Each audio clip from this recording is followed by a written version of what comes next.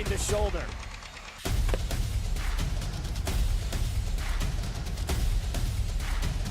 Swing and a miss. McGinley scores! And it's going to be a challenge for us. I mean, they're a really talented football team. I think everybody knows that. More wide receivers. Pressure. Steps up. Marshall wants to run again. Cuts down the middle of the field. All alone. Touchdown! Warriors! What a cut.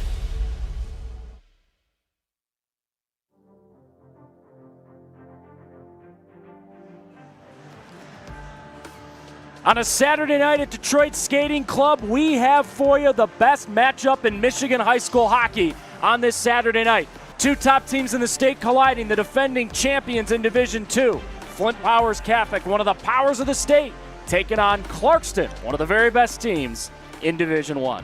Welcome high above ringside and a heck of a night of hockey that's coming. Ben Holden, Evan Stockton, happy to be back covering Clarkston again. Ben, we were here a week ago when Clarkston impressively opened their season by beating Marquette, who may be the best team in Division III this year. Now they got to turn around a week later and play the defending Division II champions, Flint Powers. Heck of a start to the season for them. They don't say no to anybody. It's great to be back with you, too. We were here last Saturday, as you said, and a 4-1 win on that night. Clarkston played last night, so they, like Marquette last week, coming off the back-to-back, I don't think it's going to affect Nathan Breyer's team. I think this is a very dialed-in hockey team. They had a 4-1 win last night on the road. And we talked to him a couple days ago. We talked to him in the pregame. We'll hear in a moment. But one of the things he liked was their special teams. Their penalty kill was great. They did get dinged for one last night. They were 5 for 5 in the game, you and I did. That's kind of rare to come out of the gate and be that dialed in. But it shows you the depth and the focus of his team this year. Ben just alluded to it, so this is a wrinkle here tonight. Last week, Clarkston was playing Marquette on the other end of a back-to-back. And if we're being honest with everybody, you could see Marquette kind of wear down in that second and third period of the hockey game. Roles are flipped tonight. Flint Powers didn't play last night, and Clarkston did. So how do you think that affects it tonight? Well, again, I think Clarkston, one of the things that I think they need to do a better job, and in talking to Nathan Breyer, we'll hear from him momentarily, he said even last night, like in that game you and I did last week, they didn't get out to a great start. I remember commenting 5-10 minutes into that game last week saying they just look a little bit off. But once they figured it out, once they got in sync, got their lines rolling, they were fine. I think they're going to be fine tonight. I think there's a lot of energy with this team. They're excited for a chance to take on the state champions in Flint Powers. And we're going to have star power in this game. Aiden Cook's a star for Flint Powers. He is a dynamite player. Many say he's the best player in the state. I love the top line Nathan Breyer has with Anderson, Truby, and Big Cal Kennedy. He's on the wing. Those guys are dynamic. I think this is going to be a great matchup as you're going to see these two top lines pretty much matched all night long, Evan. These two teams are trying to get to USA Hockey Arena in March, but they got to play this game tonight a handful of days before Thanksgiving, and it's going to have a state championship-like feel. Two top 10 teams in the state of Michigan. Let's hit a break. Come on back. Ben Holden talked to both coaches before the game, and we'll keep getting you set for this awesome matchup on a Saturday night. Clarkston, Flint Powers. Hang tight. Puck drop coming soon.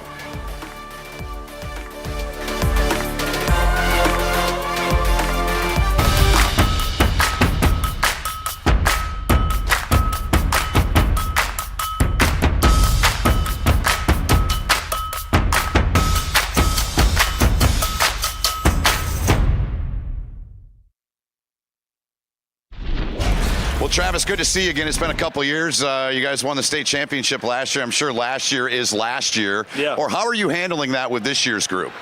You know, it's tough. Everybody talks about handling adversity. You also got to be able to handle success. So, yeah, it's been – we have a lot of new guys, so we're just trying to start over fresh. And, again, it's a process, right? You want to be peaking at the end of the season, and you want to win those last 5 games. That's the main thing. One of the things I like, aside from the teams, the talent that these two teams have, you and Nathan are both guys that went to your school, you played at your school. Yeah. That I know that means a ton. Talk to that, if you don't mind, and what it means to you to coach the program. Yeah, for me, it's a special. I also work at the school, too. I've worked there 20 years, and I've coached here. This is my 20th year. I played there. My son plays here now, and my younger one's coming up. So, yeah, for me, it's like, people say you bleed, Powers colors. I really do. Well, let's talk about the matchup. I mean, two teams with, obviously your team has aspirations. You're the reigning champs. They're a team and a program too that has an aspiration and has a good team to possibly do it. Early in the season, what do you make of this matchup here tonight? You know, they're a great team, great program. Nathan's doing a great job there. You know, they're a top 5 team overall, in my opinion, in the entire state, and they're going to be challenging everybody in D1. We played twice in the fall. We split, so I think it's going to be a great matchup. You know, they're like I said, they're always good. Last year, we beat them in overtime. The year before that, they beat us here. So, yeah, it's going to be. I'm expecting a close game today. Either way. You got a small sample size this year. You've only played 3 games. What are you taking away the most from those 3 games so far? Oh man, it's been up and down. You know, we played Heartland really good, and I think the CC score made me feel a lot better. Yeah, sure. You know, the shots are pretty close with them. We just couldn't find a way to get on the power play. I think, you know, our special teams have to get better overall. That's where the biggest takeaway right now. Yep. Okay. And last thing for you, you got a player that many say might be the best player in the state, and Aiden Cook. Do you agree with that, number one, and what makes this kid tick? Oh man, I don't know.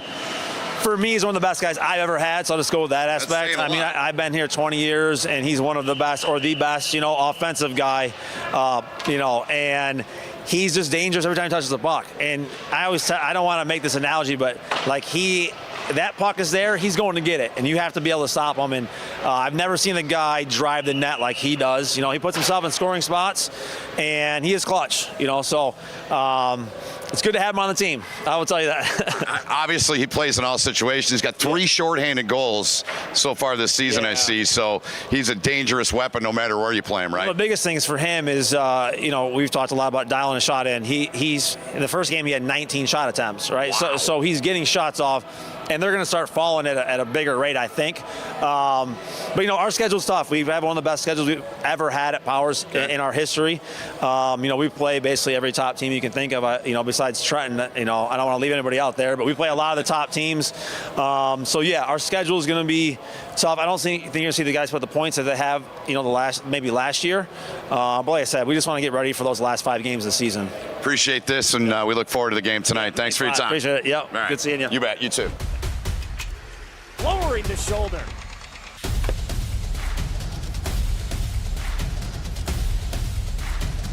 Swing and a miss.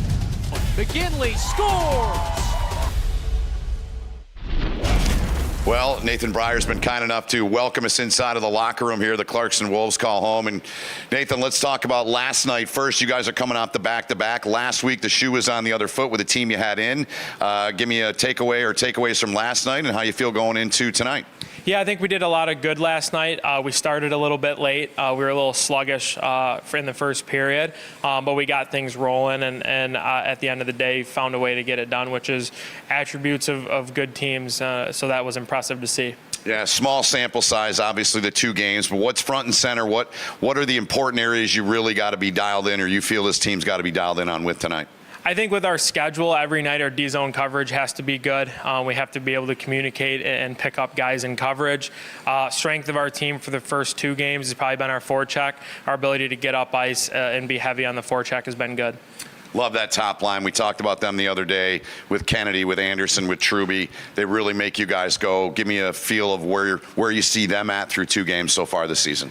Yeah, they've been as advertised. They're a big, heavy line. They skate well. They have enough offensive skill to put pucks in the net. Tonight will be a good test for them because they're going to go head-to-head with Cook's line. So it'll be a fun night, and they've been good. Aiden Cook is who you're referring to. Many say he's the best player in the state. We're going to see a lot of him tonight, so that's going to be fun to watch for sure.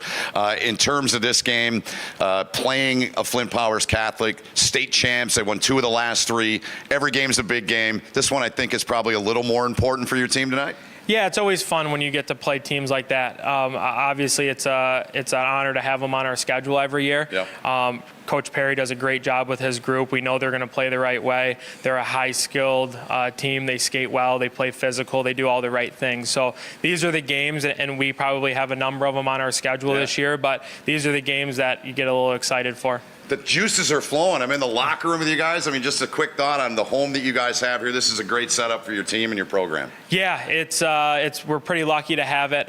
Brian Krieger, 25 years ago, put it all together, and it's still a great great facility for us, so the kids are pretty lucky to have a locker room like this. It's great stuff. Thanks for the time. Good luck tonight. We'll see you during the game and talk to one of your players as well. Yes, thanks for coming out again. Thanks, Nathan. Awesome. The store is set up. He's got the order, and he's off. It's a full court press. These brands are knocking it out of the park. This, my friends, is the speed we've come to expect from this team. Just look at the precision of that move. And it's out of here.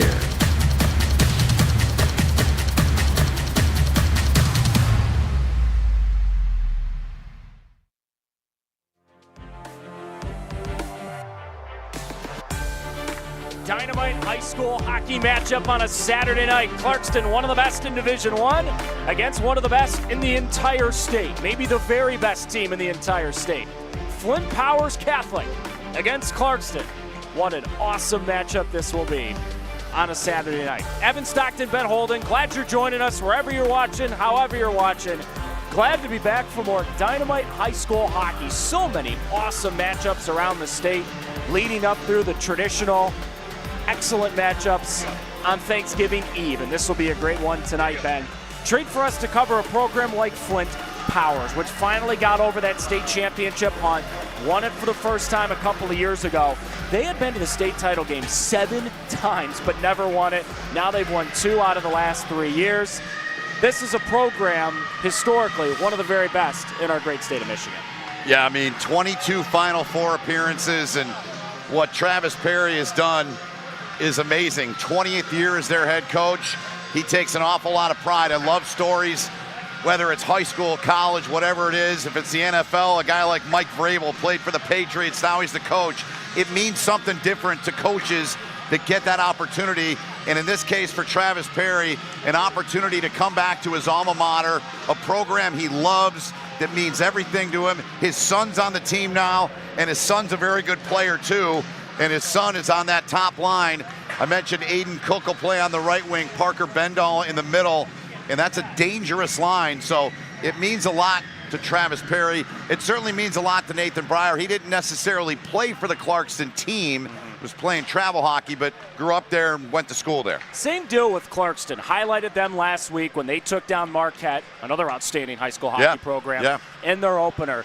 Clarkston's got that quick turnaround. They do come in 2-0, and you can sense it, man, being around their group the first couple of games of this season. They feel like this could be the season with, yes, Catholic Central is the favorite year after you're in Division I, but they did just lose a few days ago. So it feels like that Division I race is wide open, and Clarkston is ready to really put their name into that race. I mean, before I comment on that, you got to give Heartland some credit. Right. They beat Catholic Central. They beat Flint Powers Catholic. What a week. And there's a little birdie saying we may have Heartland on our air next week, so that would be massive. But, yeah, I think Clarkston is one of those programs. They're clearly a program that they've got the coaching staff. That's a big thing. You got to start with good coaches. These coaches love their program. They love the school. They love the kids. And these kids are bought in when you got all that going and you got talent like they do. I love their top line. And it's going to be fun to watch them go head-to-head with Cal Kennedy, Gavin Anderson, and Mikey Truby. You got a junior, a senior, and a sophomore on that top line, and they're all dynamic in their own right, Evan. Usually here for Clarkston home games, they have the same young woman sing the national anthem before every game. She's actually in the Cayman Islands right now. Really? We lost our invitation. Where'd you clearly get the got scoop lost. on that? Clearly it got lost. That's a good scoop. But she recorded the national anthem. Oh, that's sweet. So they're about to play it here at Detroit Skating Club. We'll break for that. Come on back and get you a puck drop. Flint Powers and Clarkston. What a hockey game coming up on a Saturday night. Join it for us right after this. Hi, I'm Nick DePonio, and this is HVAC.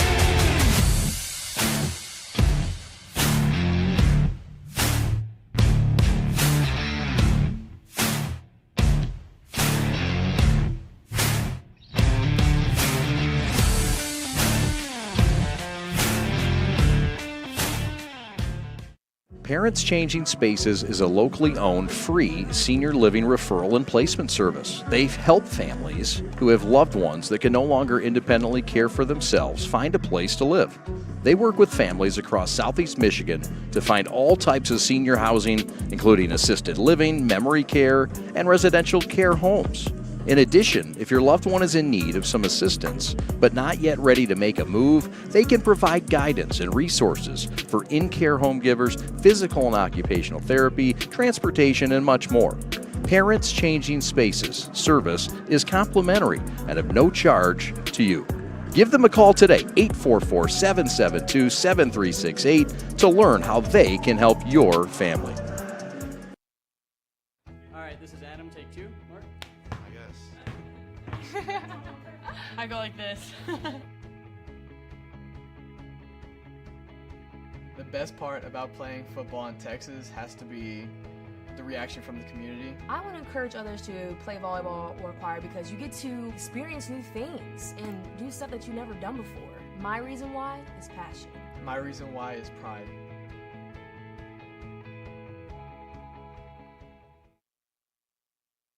Follow the Prep on social media. We're on TikTok, X, Instagram, Facebook, and right here on our YouTube.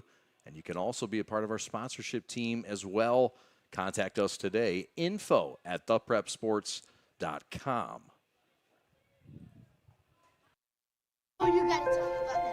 The innocence of youth. Is there anything any better? But soon they'll be in high school and facing all the same challenges you faced. How to make friends, how to fit in, how to be cool. We want our children to have everything they'll need to live fulfilling and productive lives. Make sure the kids in your family are among the more than 300,000 participants here in Michigan who take part in high school sports.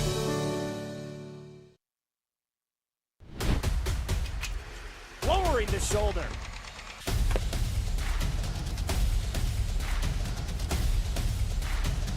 Swing and a miss. McGinley scores! And it's going to be a challenge for us. I mean, they're a really talented football team. I think everybody knows that. Four wide receivers. Pressure. Steps up. Marshall wants to run again. Cuts down the middle of the field. All alone. Touchdown! Warriors! What a cut. Defending state champs in Division II, Flint Powers, another powerful opponent for them tonight. Already played Harland in their first 3 games of the year, and now they play Clarkston, undefeated, 2-0 early on. Another great test for the Wolves. A week ago, they beat Marquette, one of the best teams in the state, certainly in Division III, and now they got another test tonight. Evan and Ben back with you alongside our outstanding hard-working crew. A lot of people working double duty today. Heard a little rumor that a handful of our crew was down at LCA today. Big comeback win for the Wings. Yeah. Needed a bounce back after that frustrating game against the Isles a couple of nights ago. We are not expecting a 5-0 hockey game tonight. We are expecting a darn good one. 2 of the best in the state, and off we go on a Saturday night. 2 top lines out there. Aiden Cook, 16 on the right wing. Anderson in the middle on the top line for Clarkston out there with Big Kennedy, number 18. Clarkston gets that puck into the offensive zone. A right point shot was blocked from Wilford, and then a nice job coming back defensively as Powers was trying to spring their man Owen Perry on the breakout. Slot shot, and the first save of the night by Hunter Clark. He's the only netminder they've got, and he's a pretty darn good one. He makes another save and freezes this time. Sorry, Evan, he better not get dinged. I'm not wishing that. I'm just saying they don't have another one dressed, and he is the guy that'll tote the mail, the 5'10", 160-pound senior. I'm sure that Travis Perry would like to see his save percentage increase. It's at .855. That's got to be higher, but they're early in the year, not to put too much pressure on the young man. I'm sure that's an area they're trying to tune up a little bit. Third straight year these two programs are playing. Last year, Hunter played well against Clarkston. He made 36 saves. There you go. Clarkston lost to Powers last year, beat him a couple of years ago. Nathan Breyer, very complimentary of that Powers program before the game, said it's always an honor to play him. Yep. One of those games, an overtime game, so I'm all for that tonight. A little bonus hockey. I'm okay with that on a Saturday night. Hey, I got nothing else to do. I'll be here all night. Michael Foskett, the freshman back there to get it for Flint Powers. He took a lick along the near side, kept on moving. It's a pretty open hockey game last week against Marquette. Pretty good chances up and down the ice for Clarkston and Marquette. This one more tight checking, about a minute or so in. Yeah, I like the start for Clarkston. Look out here. You like them springing it ahead. This is a shot and a score! Sam Beebe, already the third of the season for the sophomore. And 1 minute and 16 seconds in, Powers has scored first. That was a BB. What a shot from the sophomore.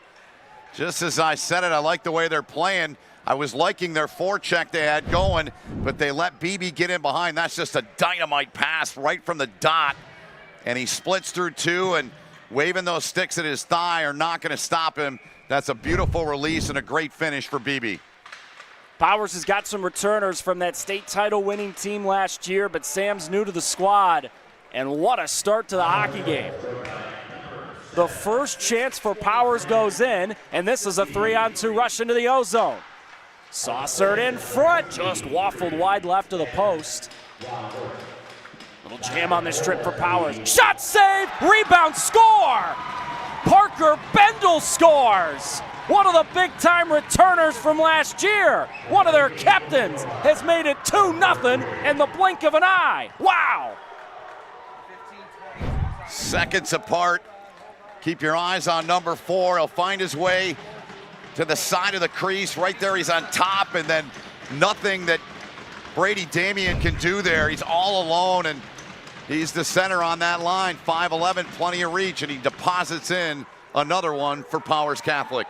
Ben, what were we talking about when we started the broadcast? Clarkston played last night, Powers didn't. Powers has come out with lightning quick efficiency to start this hockey game. Yep, they sure have, and they weathered the first 2 or 3 minutes that I thought Clarkston did a pretty good job in terms of forechecking and keeping the puck in the attacking zone, but man, that stretch pass, I'd love to see another look at that on that first goal. That was beautiful. How about Cook there, just running over the Clarkston player. He's listed as 5'9", as Aiden Cook, but he already looks like he plays a lot bigger than that.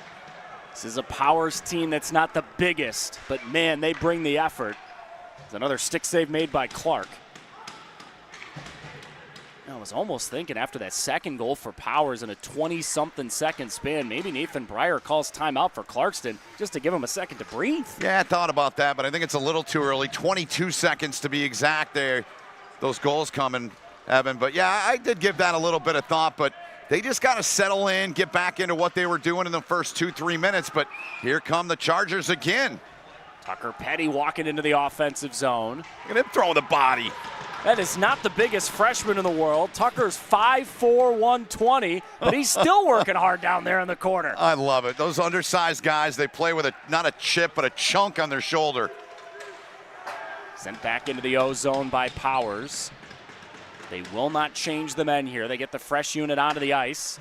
Good stretch pass ahead. This is Cal Kennedy with room. Kennedy! I think he hit the pipe. He did. Far post. A wicked wrister from Cal, almost made it 2-1. He can really rip it and shoot the pill, and he's got to shoot it more here tonight, I think, for Clarkston here. They need him early on to put some pressure on and put pressure on their goalie. 18 and White played well last night, goal and an assist. Clarkston won 4-1 last night, but this is a different beast they're playing tonight in Powers. It is. Possess it in the offensive zone. Hoping for Kennedy in front. Hit somebody on Powers' skate.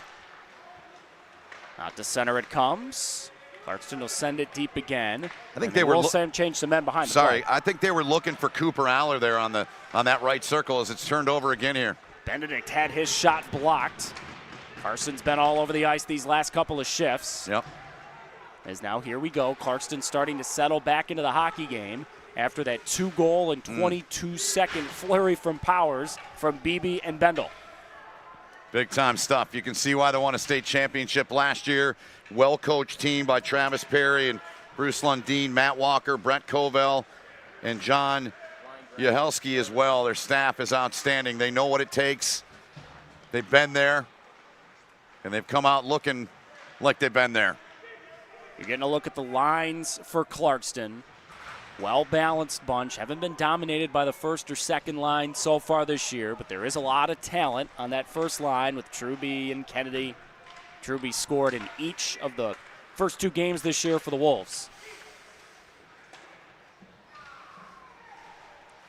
This barn was buzzing a week ago.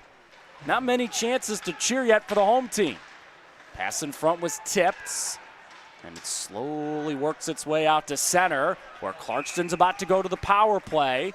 Wilford stepped up from his point spot to grab the puck near center ice, and he draws the penalty there on Powers. And this could be exactly what Clarkston needs to get back in this hockey game. And there is the captain, Ryan Wilford. His coach told us earlier in the week, he said he is Clarkston hockey. That was that chance from Cal Kennedy there. And I'm telling you, I think Cal Kennedy's got to have a game where his shot attempts are anywhere between 7 and 10 here tonight.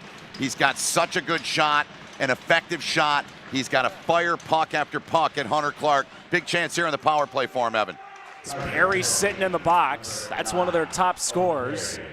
Coming ahead 2-on-2. Oh, what moves! And a finish! Aiden Cook is remarkable. That is somehow his 4th shorthanded goal of the season, but I think they may be taking this one away.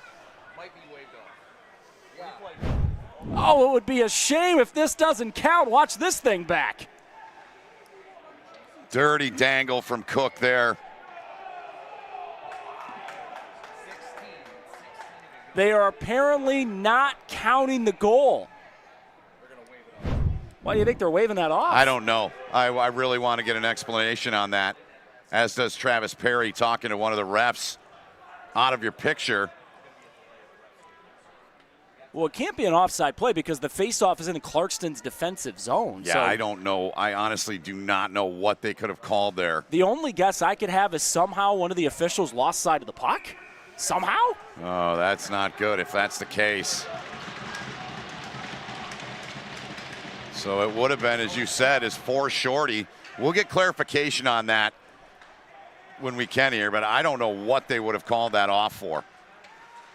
Just put a little marker by that. Yep. That's a big hit defensively by Matt Kester. Yep.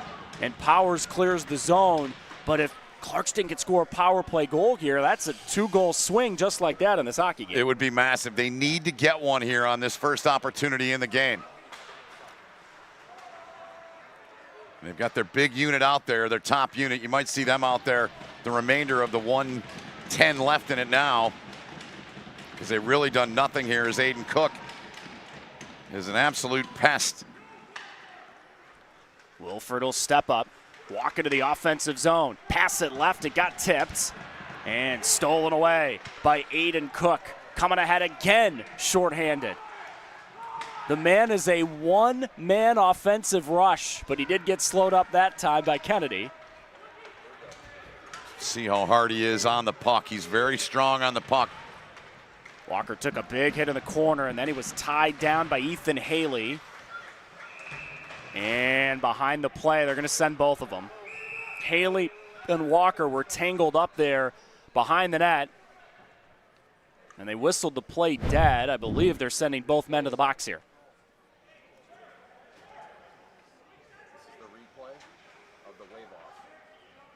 So here's another look at Cook's goal. You said it best, Ben. That was a dirty dangle of the highest order. And I really do not. Did he maybe think the puck didn't go in somehow? Well, right there you see the referee on the goal line saying no goal. So I think that was what happened. I think he just lost sight of it. It's the only other thing it could be. It's really the only thing it could be. I mean, look. That's the person who's got the best look in the rink. Yeah. But everyone else in the rink thought they clearly saw that puck go in the net. So, point shot was blocked off the faceoff. Still 30 seconds on this Clarkston power play. And it's cleared by Powers and Tucker Petty. That bench is making a lot of noise after a goal that was waved off that should have made it 3-0. Well, just 4 shots in the game for Flint Powers. They're batting 50%. That's not good if you're Clarkston. That's got to change. That'll get you to Cooperstown. That will not win you a lot of hockey games. That's very true. Look out. Sent down the ice. We'll get back to 5-on-5. Wolves do get it back into the offensive zone again, and now it'll squirt out to center. It's Powers right now, Ben. There's no other way to put it. They're just bringing the fight to Clarkston in this hockey game. They're just buzzing, man. They're buzzing in every zone. Their feet are moving. Passes are on the tape. Another good one there. Easy breakout, slinging it across the ice. It is an onside play. Wilford behind the net for Clarkston. Ooh. Big hit in front of the Clarkston net. One of the Wolves went down, slow to get up. Wilford, ooh, that was a wicked wrister. Got a piece on its way to the net and into the mesh. Yeah, I think right now with 9 minutes to go, we played, half of this period just about. And I think for Clarkston, you just got to get in the zone and get shots and get pucks at the net and test Hunter Clark here. I mean, again, I want to see Kennedy, Anderson, Truby. Those guys got to be shooting it every time they're in the zone. Is Travis Perry there still miffed, and I don't blame him for that goal that was waved off. To his team's credit, they bounced right back. Yep. Clarkston still looking for their true first quality scoring opportunity tonight. Yep. But you wouldn't blame those guys in blue right now for being a little deflated after what probably should be a 3-0 game. Yeah, you just got to shake it off and play the game, right? And that's what they're doing. Their feet are moving. They're flying out there. Stevens, great pass in front. Wobbling puck. Clarkston found it. And yes, did clear the zone. Foskett thought he kept the blue line. He did not. Face-off coming in neutral ice.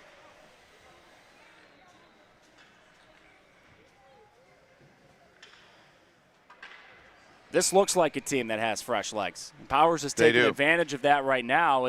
Yeah, Clarkston won 4-1 last night, but they didn't score in the second or third period. Trying to get those bodies moving and get back in the game. And Flint Powers doing a really good job. You see the pressure that Clarkston was under there. Not an easy exit. They don't connect on the pass. It's always critical, that first pass out of the zone. And they've been under pressure the most part. They've had the puck in their offensive or their defensive zone trying to go to the O zone. Seating flipped it on net. Clark steered it aside. Powers trying to break out of the zone. They do get it to center. It was slapped back in as Wegner took a hard hit by Powers from behind. They walk ahead. Man lost an edge, kept on going. Bendel steered it in front. Swatted away by Damien. Bendel still after it, created the turnover. This top line is something. Great pass in front. Damien makes the save. Big stop with a blocker. Stevens had a good look from a tight angle. Damien made the save. Feels like they're relying on Brady to keep them in the hockey game until the offense can get a little bit more of juice going offensively for Clarkston. Yeah, I'll tell you what, this Parker Bendel, I think he might be a little overlooked on that line with Aiden Cook and Owen Perry. I mean, he's got a skill set and a motor that I've loved here so far, although he gets beaten here on the play, but gets some help. Truby, nice job. Truby, good pass. Tough angle shot off the side of the net. Pawed down by Cook. Aiden, a one-man breakout. Look at him. Walking into the offensive zone. Perry, the coach's son, rims it around the boards. Truby fell down. There was a team practicing on this ice right before the game. They did Zamboni before the game, but I've seen a couple of guys fall down. I love what Aiden Cook did there on that play. He went right into the heart. He went into basically four guys as he brought that puck through the neutral zone. The kid's fearless, and he'll attack. He doesn't care. Love that about his game from what we've seen so far, 16 in blue. Wilford, strong breakout pass. Tipped on deep by Jack Faber. Rimmed around the roulette wheel. Wilford holds it there. Knuckleballing shot. Save and a rebound. That puck is loose in the slot. First quality chance of the night for Clarkston. And that's a smart play by their captain. Just get the puck at the net. Give somebody a chance to tip it. They've got to get volume of shots here on this team. Put it in front again. Powers got sticks to it and sent it out to center. Aller in front of his bench. Spiked further into the Powers defensive zone. Logan Nanny at center. Sent it ahead. Whitman Park. Took a hard check from Wilford in that corner. Aller fishes it free. He almost turned the puck over. It is out to center with Cole Gibson. And sent again deep by Powers as we are under 6 to go. In a first period dominated by Powers. Beebe and Bendel scored within 22 seconds of each other in the first 90 seconds of the hockey game. You know, Evan, I know you remember when we talked to Nathan Breyer the other day, we got a penalty coming here about shots. I'll get back to that because we're going to have a power play coming up here, I think, in the other direction, but I'll get back to that in a moment. Cole Gibson picked up the puck, but it is a Clarkston penalty. It's on Carson Benedict. They call cross-check, and now Powers, that's a clear one, is going to go to their first power play of the night. See how they sling it around, but just to finish that thought, I know it's a power play for Powers here, but Clarkston, last week I talked about so many shots, only really one shot that wasn't from the top of the face-off dots down. So far in this game, the handful they've got, pretty much everything is at the top of the circle with the exception of one shot. They've got to get more pressure down low. There was a good look, but Clark made the save. Powers up 2-0. Thought they made it 3-0. Thought they got a goal from Aiden Cook shorthanded, but it was waved off. Coming into the offensive zone again, and a shot rising high. Great rush into the O zone by Owen Perry, the coach's kid. Oh, man, that thing went off his stick like a lob wedge. He needed maybe a sand wedge. Watch this thing rise, trying to go over the near shoulder and deflects up and out of play. He can rip it too, 5'8", a sophomore, and earned his spot on that top line. Watch out for Cook. He's left point on this power play. It's become the trend here in hockey, of course. Roll 4 forwards on the power play. Get a guy like Cook in that OV roaming role. Good saucer pass to the far side of the ice. Saved by Damien and cleared by Clarkston. A little ping of the pipe there. Yeah, they want Cook on this left side. Right-handed shot. They want him to work it from the flank. He's got it now, and I just love the patience and the poise of this young guy. Perry walking in. Fed it right. Nice move by Bendel, and a shot rising high. Really, the whole line, those three, Bendel, Cook, and Perry. Very good showing here in the opening period here with 4 minutes to go in it. Evan Vorwerk into the offensive zone. This will be an abbreviated 5-on-3 for 33 seconds after another Clarkston penalty. And those are the ones that the coaches are not going to be happy with. You stop skating, you use your stick. Stick infraction, basically just entering your own zone. And yeah, so now we'll see what Cook and company can do here, Evan. They got a 2-man advantage here for just over half a minute. That's Truby who's sitting in the box. Powers holds the zone with Aiden Cook. Setting up shop 5-on-3. Cook on the left. Aiden's got the puck.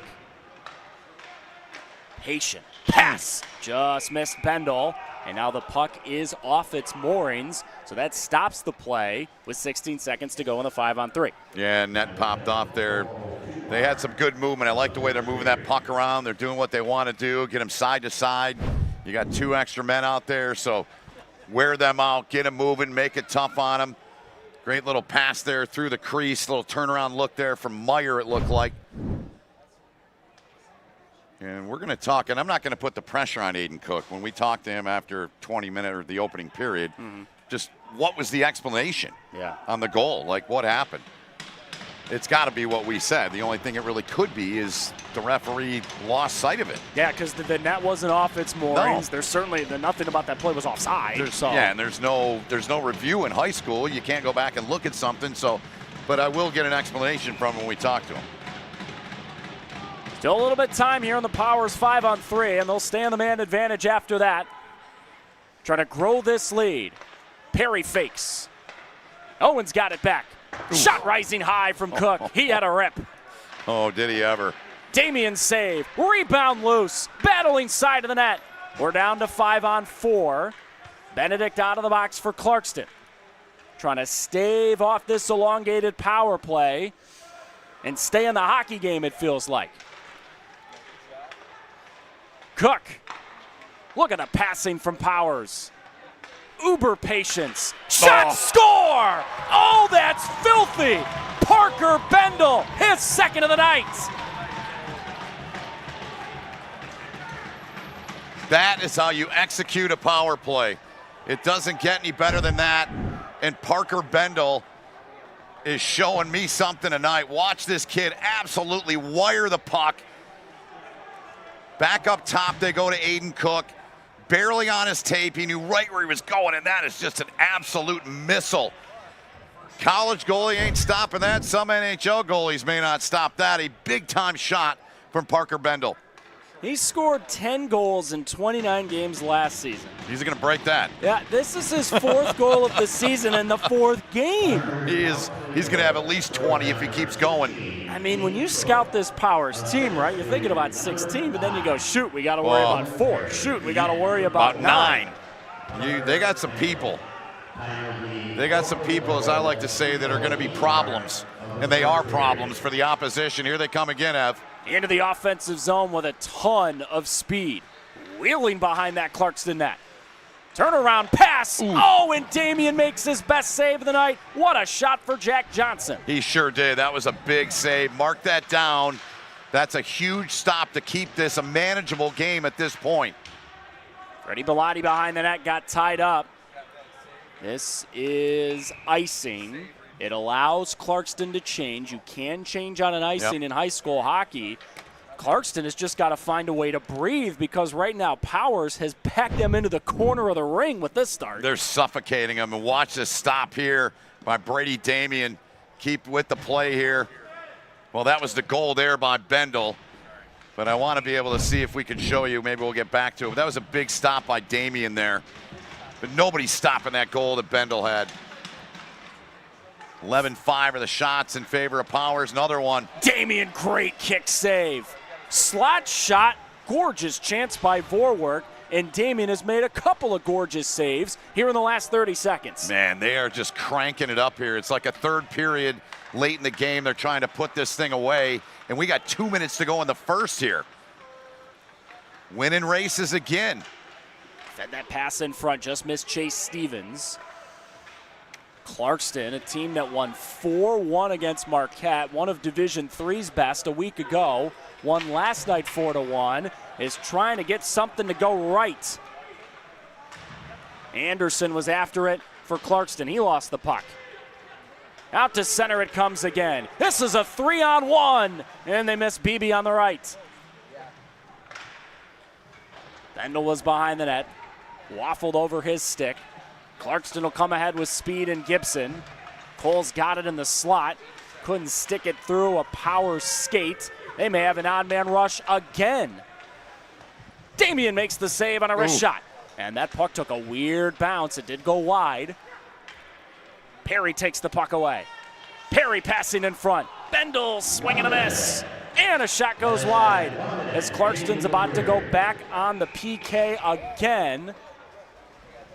That power play, which looked pretty darn good when we just saw it a couple of minutes ago, is about to get another crack late in the first period. Looked incredibly good. Damian in there. He has been tested. They're approaching 15 shots so far in this first period, and they are just coming in waves. There's no let up. They're just pressuring them. They can't even get the puck out of their own end, and they're going to have to regroup here once the intermission hits here and try to come out with a better start to the period and a lot more structure in their game. Powers back to the power play. Cook's on the left. He gets the puck from Perry. Cook walking to the high slot. The uber patience, which can bite you for Powers. Shot save, Damian. Good work with the glove on the wrist shot. It was Owen Perry who took the chance. One of the best freshmen in Michigan last year. Number 9 in blue was. 66 points last year. He came on strong in the playoffs. 11 points in postseason play. Here he is again, walking that blue line. Passing left to Cook.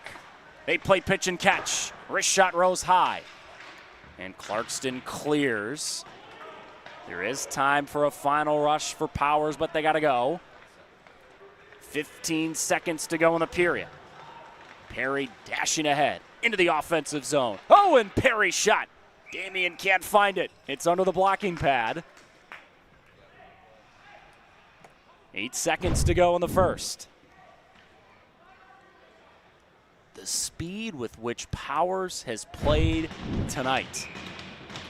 It's like when you turn the slider up on a video game and there's just extra juice that you've got that the computer doesn't.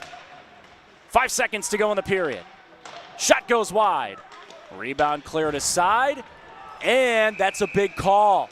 That is a penalty at the tail end of the first period on Aiden Cook. So we will play 4-on-4 hockey for 1 minute and 5 seconds to start the second period, and then Clarkston will go back to the power play. And for a Clarkston group that just wants something to go right, maybe that penalty on Aiden Cook, the very best player for Powers, could be what they need to go right. We'll have a lot of free ice on this Olympic-sized rink here at Detroit Skating Club. We'll go 4-on-4 to start the second period. As a Powers team that, yeah, they lead 3-0, but should be 4-0. Aiden Cook had a goal wiped off the board for a reason we still don't know. And now he'll go to the penalty box at the start of the second period.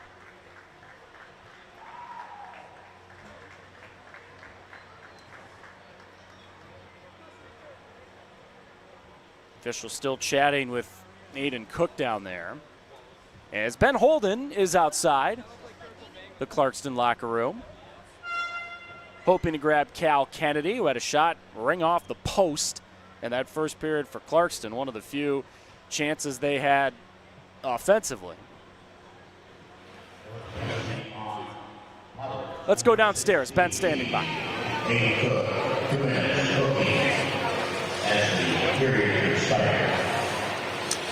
All right, down here with Cal Kennedy, and I mean, obviously I wish the circumstances were better for you guys, but the game is what it is, and it's only a period old. What's happened out there? What's got to change for you guys? We just got to keep going on the forward check. We're working pretty hard. We just got to figure out our D zone a bit. We're kind of scrambling around, but then either now we just got to keep going. It seems to me, watching it up top, I mean, it's been a struggle to get out of your own zone and a struggle to get up ice. How do you change that? We just got to work on settling it down. Our D, I feel like, are getting a little wild back there. Everything's settled down, and then we got to move it up quick and get moving up. In your line, I love watching you guys last week. Yeah. You guys are going to be a big factor for your team all year. We know that. What's got to change for you guys in the O-zone? What do you got to do more of? I feel like we just got to control the puck more. I feel like everything's just not like clicking right now, but once we get all that going, everything will be good. Great.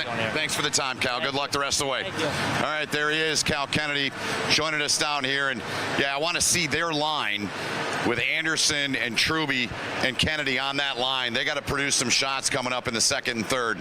Send it back up to you, Evan. Ben, that was really interesting what Cal just said. That was very illuminating, quite frankly, how he understands, hey, we just got to settle down, and maybe that penalty literally on the last second of the first period at Aiden Cook allows Clarkston to breathe, finish off a 4-on-4, and have an opportunity on the power play. We'll see. But, man, what an impressive start to the hockey game for Flint Powers. One of the finest teams in the state of Michigan, regardless of division. The reigning D2 champs are up 3-0 after one period of hockey.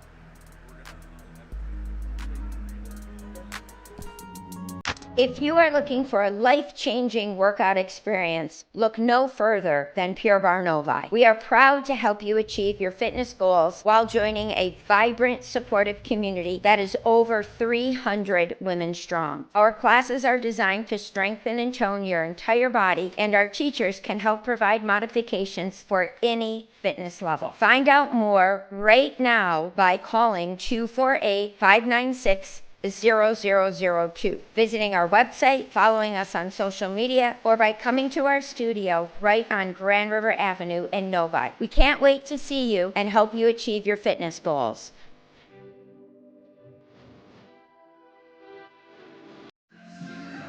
Love, Peace, and Threads Design Bar, a unique new fashion experience in downtown Milford. Get ready to elevate your style by stepping foot in their design shop. Love, Peace, and Threads Design Bar offers specialized collections of custom apparel. They've got custom denim jackets and sweatshirts to dresses and hats, and they've got a variety of options to choose from. Whether you're looking for a one-of-a-kind piece or you want to set a new fashion trend, their store has got you covered with endless customization options. But that's not all. Their design bar is also the perfect place for a fun and creative night out.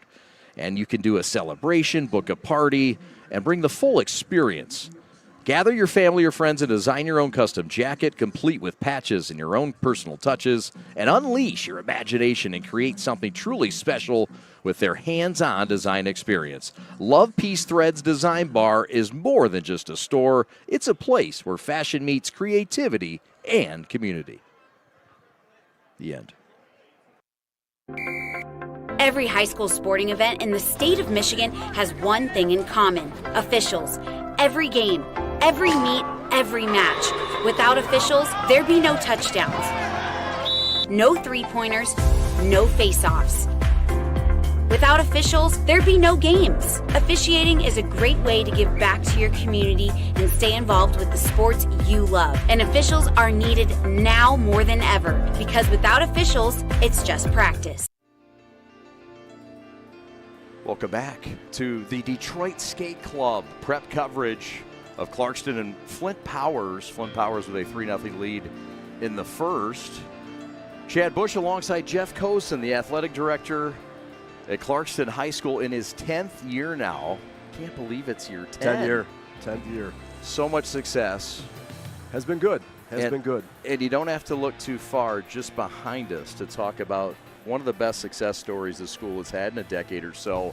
And the turnaround from an alum.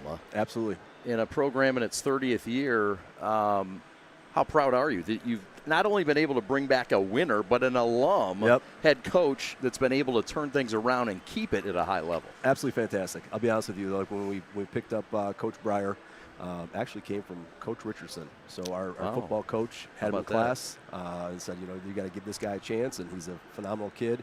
The downfall is he never played hockey for us. So, our entire staff that we have. Wow. And I remember the first time I met with Nathan and gave him the job, and I said, how are you going to sell these AAA kids to come back and play for the high school, considering it wasn't good enough for you? And he gave a great answer. He just basically said, I want to make Clarkston a destination spot. It wasn't in the right spot. I'm going to make it a right spot, make sure everyone comes here and plays for us. And he's done just that. Really picked up a great crew of coaches with the Larkin boys and, throughout the years, and truly has put Clarkston hockey back on the map. It's just been a successful program. It's maintained, and it's now looked as the front runner in a top 5 program in the state. Something probably 10 years ago, maybe it's not something you imagined, but not even close. I want to ask you about the challenge of having a successful, good problem to have, basketball program and a hockey program that's successful. Could they do it? It was a question here. Can both exist and win? Sure. I think that question has been answered. Yeah, right? for sure. When we always compete for the same kids a lot of times. A lot of those kids. But the good part for us is again, all of those kids come from AAA or playing for us. But there's a rich tradition, obviously, with Coach Fife and basketball, and obviously with Nathan taking this program turn around. But absolutely, we've done it in years past with football winning the state championship and then basketball following up in the same year. So it'd be great to have that happen here. The fall is coming to a close, and what a successful fall season it was for Clarkston High School. It was fantastic. Yep. We can talk about volleyball to lead, I suppose. Yep. But there's so many successful stories. Football, et al. I'll let you toot absolutely. your horn on this prideful program. We had our cross-country boys and girls make it to states. We had our girls golf team qualify for states. Our boys tennis team qualify for states. Our boys soccer team made a deep run. Our girls dive team made it to states. Football fell short, obviously, last week. Volleyball had a mishap in districts and lost to a very gritty Oxford team. But outside of that, like every one of our fall programs really has had a very successful fall. It was awesome. I mean, it truly was awesome. And we're looking forward to the winter. Obviously, we know what's ahead in hockey. Tonight's been a bit of a challenge, but we know we're not going to take a small sample size. Nope. Let's talk about some of the other programs that you're looking forward to this year and some of the highlights in hockey that we should look forward to. Yeah, putting these guys on a game like this that we're putting, Flint Powers, obviously they played Brighton just last night, and they had Marquette here the other day. All of our coaches, not even just our hockey program, but every one of our coaches schedules the tougher teams, tougher opponents, because it makes them better down the stretch, right? I mean, it's nice getting wins. Obviously, you want to schedule a team that you know you're going to get a win on, but you know, by putting these guys on there, it's like iron sharpens iron, you know, and so it's good. But no, we got a good basketball program. Obviously, our girls basketball program, our wrestling team this year has got some kids coming back that's going to help and really kind of promote that program in the right direction. Sure. Boys and girls bowling is off to a quick start. Our ski team, boys and girls, have done a great job. Our oddly enough, obviously in the winter here, our boys swim and dive starts on Monday. So every other team has kind of been already tried out for and has made it, and now we're waiting on swim and dive to start for our kids on Monday. So what's it been like for you to have your boys in this program as the athletic director, and not only be a part of it, but be a big part of the successful programs? It's fun. You know, it's a great thing to have. Obviously, my wife was a teacher, so it's like, you know, when they were in 8th grade, they had my wife to go down there for her you know, classroom for lunches and stuff like that. And now that I've got my kids, 2 of them already graduated, but you know, it was awesome. I knew if they needed something or needed to run home real quick, I let them out of school and run them there. But if, you know, having a rough day, they're in my office. So it's awesome to kind of see all 3 of those guys. Like I said, 2 graduated. My youngest one's a junior now, so it's been fun. It's been fun. Last thing, Nathan Breyer, what should fans and outsiders that maybe don't know him as intimately as you do know about him? What should we know about him? He's a motivator. You know, he's one of those kids that I say kid because he looks the part, but he practices exactly what he preaches. You know, he sets very high expectations for the kids. He puts them at a high level, but nothing that they can't achieve. He knows exactly how to push them in the right direction. Like I said, he played at the high level, but he's just an unbelievable kid.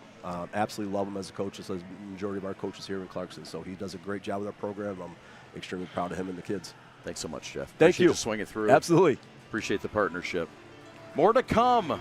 Can a Wolves rally occur in the second? Yes. Evan Stockton, Ben Holden. And can Jeff Cozen be that lucky charm? More to come on the Preps coverage of hockey on a Saturday night. Back with more right after this. Hi, I'm Nick DePonio, and this is HVAC.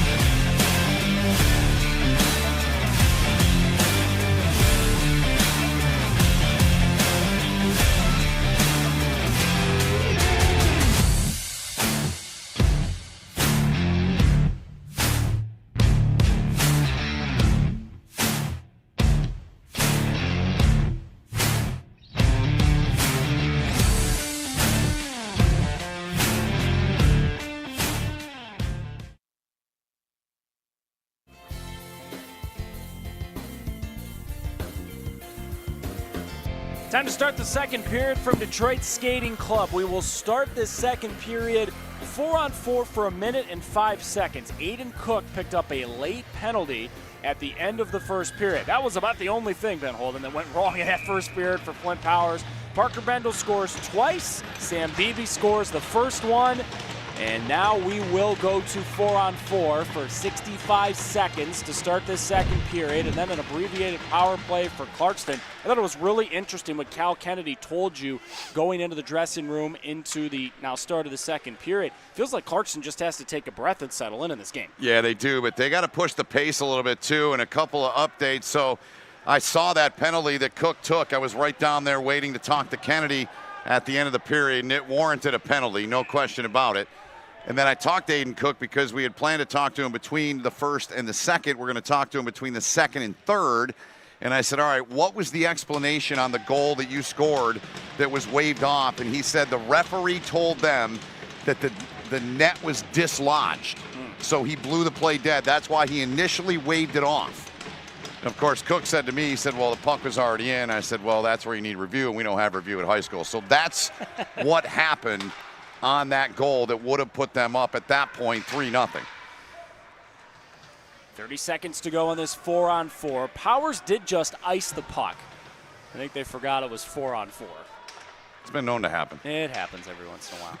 Anderson took a big hit. Pendle lowered the boom, and that's an offside play. Parker Bendel can do it offensively and defensively. That was a big hit in the middle of the ice for number 4 in blue, orange, and white. Yeah, he's a player. I love his game. He's perfect in the middle on that line, and you see him stepping up there right on the puck carrier there. 5'11", plenty of meat on the bones for him. He's a big, thick, sturdy customer, and he's got 2 great wingers in Perry and Cook that are as skilled as they get in high school hockey in this state.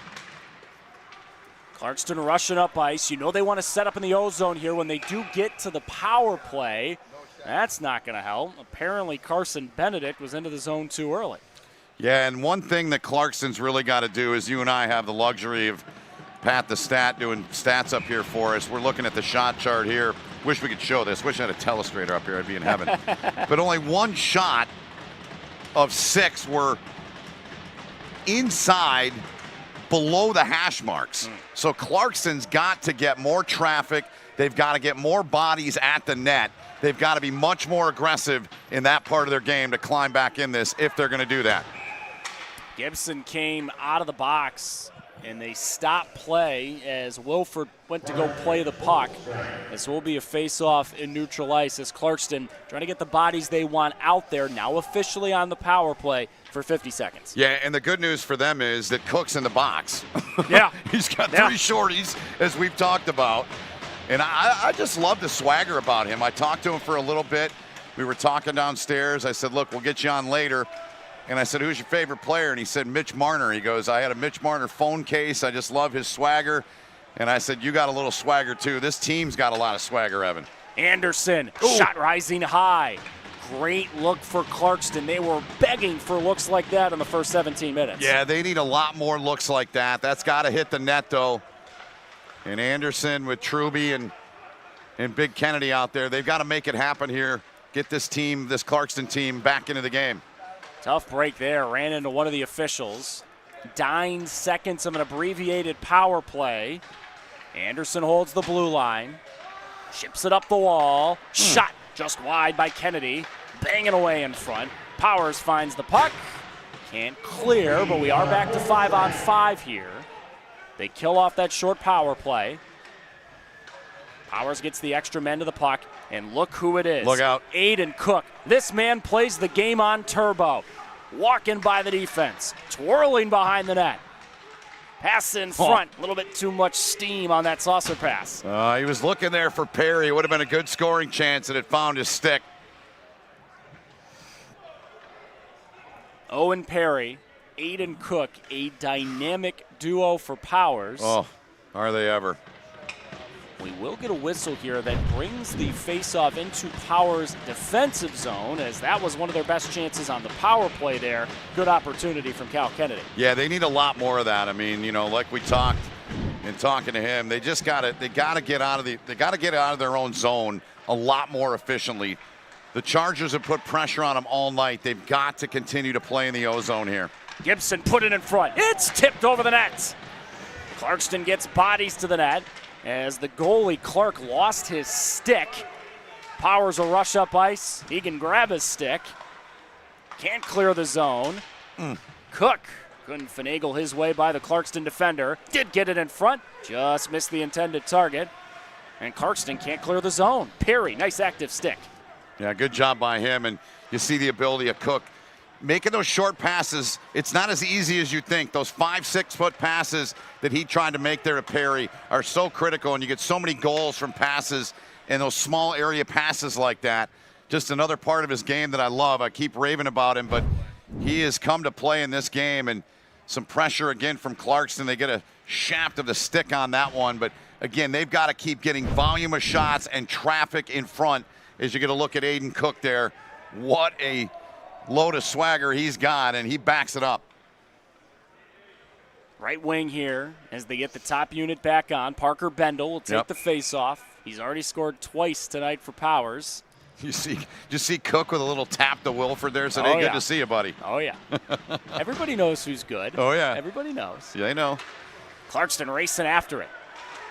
A huge whack by a Powers defender. No whistle. Clarkston holds the zone right in front of their bench. Pitchforked out to center. Wolves smack it back in. Got to clear the zone on the delayed offside. Coming up on 4 minutes into the second period. A much more even period as compared to the first when Powers scored 3 times. They scored 2 goals in 22 seconds within the first 2 minutes of the game. Cook scored shorthanded, called off. Again, the referee felt the net was dislodged. Here he is again. Cook, save. Damian, stop that wrist shot. What a bullet. That thing had some smoke coming off of it.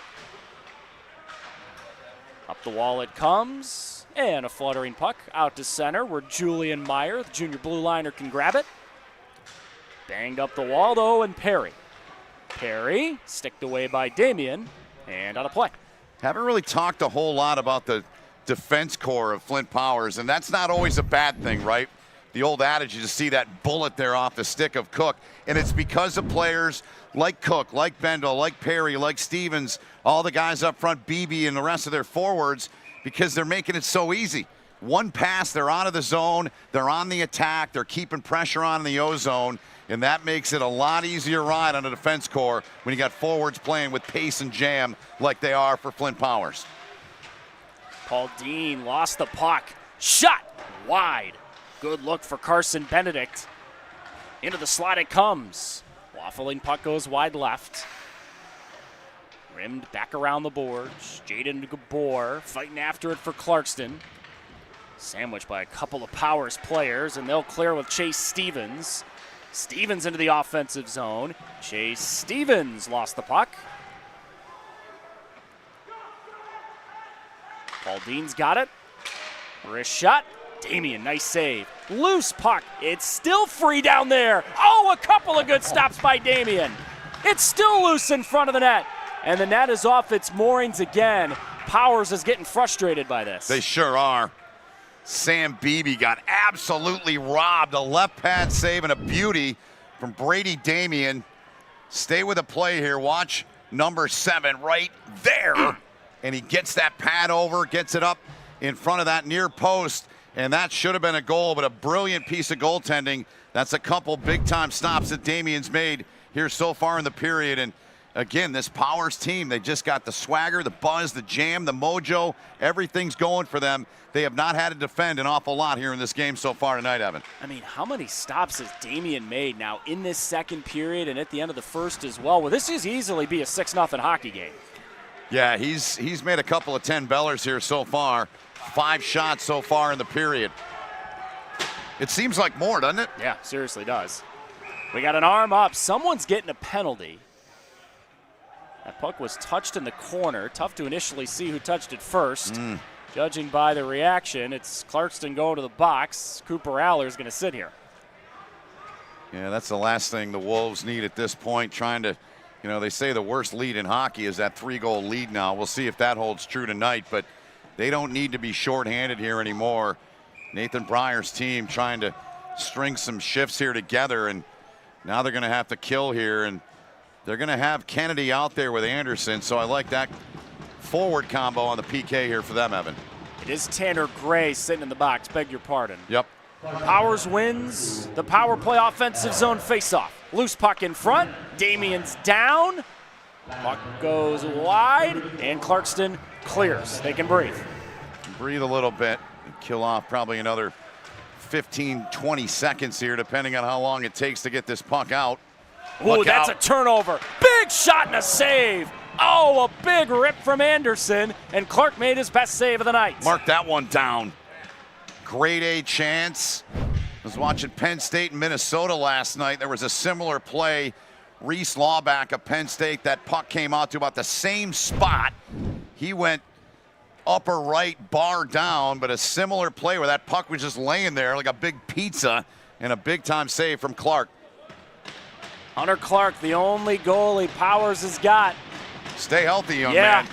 And make saves like that to win your team hockey games. That's right. Timely, man. He was, you know, you got to be awake in that net, but he was really awake there. Nice win. Wilford shot. Puck loose again. A couple of great opportunities for Clarkston, and they happen to come shorthanded here against a darn good power play for Powers. That's right. Bendel lost the puck as he came into the offensive zone. Aiden Cook's got it. Aiden Cook tried to finagle his way by a couple of defenders. Couldn't do it there. Bendel passing to the blue line and Meyer. Bendel, far side of the ice. Already scored twice tonight. To the goal line extended. Tough angle shot. Damian made the save, and the net almost came off again. Power still got plenty of time in the power play, but they're going to lose some here as Clarkston clears with under 40 seconds to go on that man advantage. Good work from the Wolves there on that PK. They gave up one last night. They were 5 for 5 last Saturday against Marquette. Cook lost the puck. Sure and did. Clarkston clears again. Oh my goodness. Wow. Hunter Clark almost had an own goal. Oh. Clark makes that great save 2 minutes ago, and then he almost scored on himself. Said earlier he was wide awake there. He was half asleep. Still time in the power play for Powers, under 10 seconds.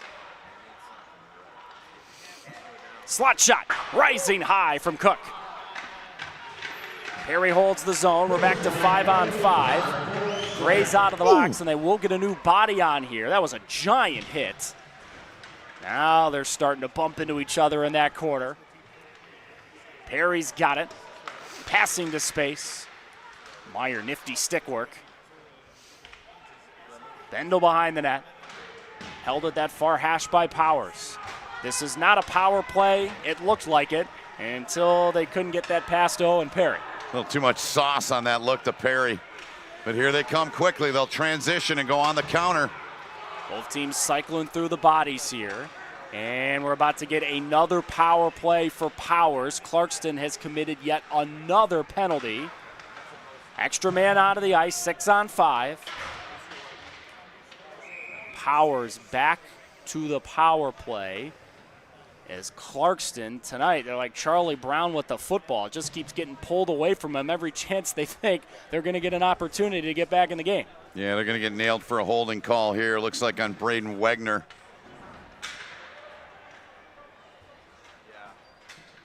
He's found his way into the penalty box. So that's one of those, look, you're defending, your feet got to stay moving. Flint Powers, their feet haven't stopped. I mean, they've come out here like racehorses, and they haven't let up at all in this game, and we're halfway through the second period. They're playing at the same pace they were to start it, Evan. Beebe, wrist shot saved by Damian. Right back to the power play for one of the best in the state. Haley, tipped in front. Beebe, shot tipped, out of play. Nice job here so far in the PK for Clarkston. Active sticks. Yeah, Beebe's got a really good shot. We saw him score early in the game. He had the first goal when he split through two, and he's a talented young player. He's got 3 goals on the season, just a sophomore, and big part of that second line with he and Stevens, the sophomores, on the wings with the senior Vorwerk in the middle. That puck is still in the zone and then out of the zone. Powers got to get the bodies back out of the zone. Onside play, can go ahead again. 40 seconds gone on the power play. Clarkston gets it out to center. Benedict after it for the Wolves. Junior on a Clarkston team that did lose pieces from last year, but they've still got a lot of talent, and they've showed it so far this season. Couple of big hits. Powers, great pass in front. Blocked on its way to Damian. Another try blocked. Haley had a couple of good looks. Cooper Aller with a big block in there. Pass in front. Is that a kicking motion? No, it's goal. It went off a skate in front and in. 4-0 Powers.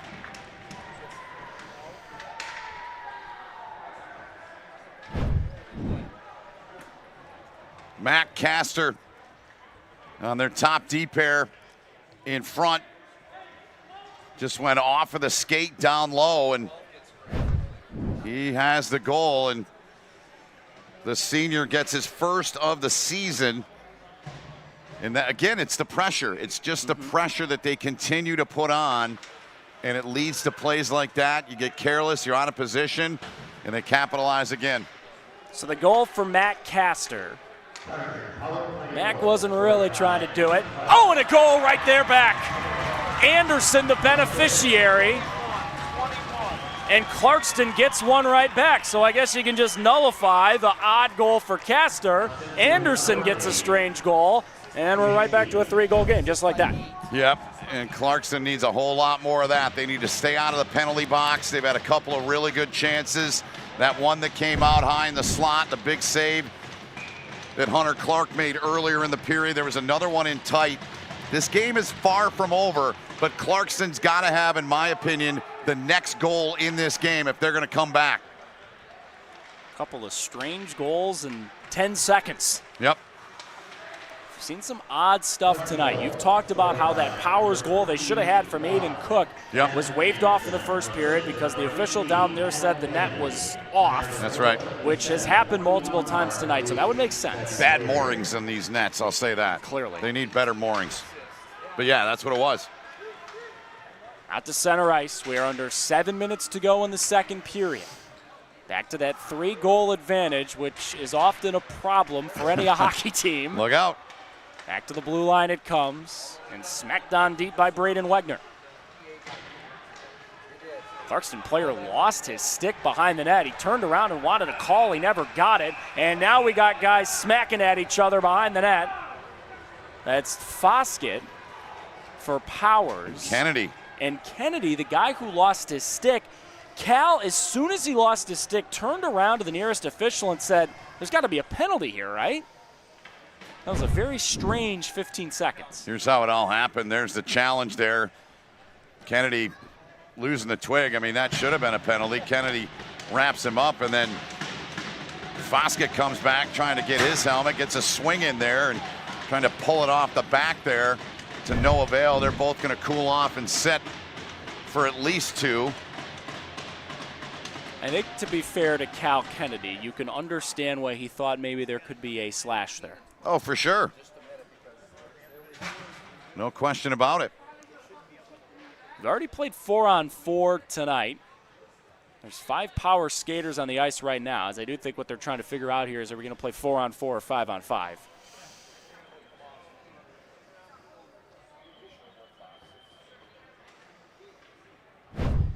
Let's get another look at what happens here.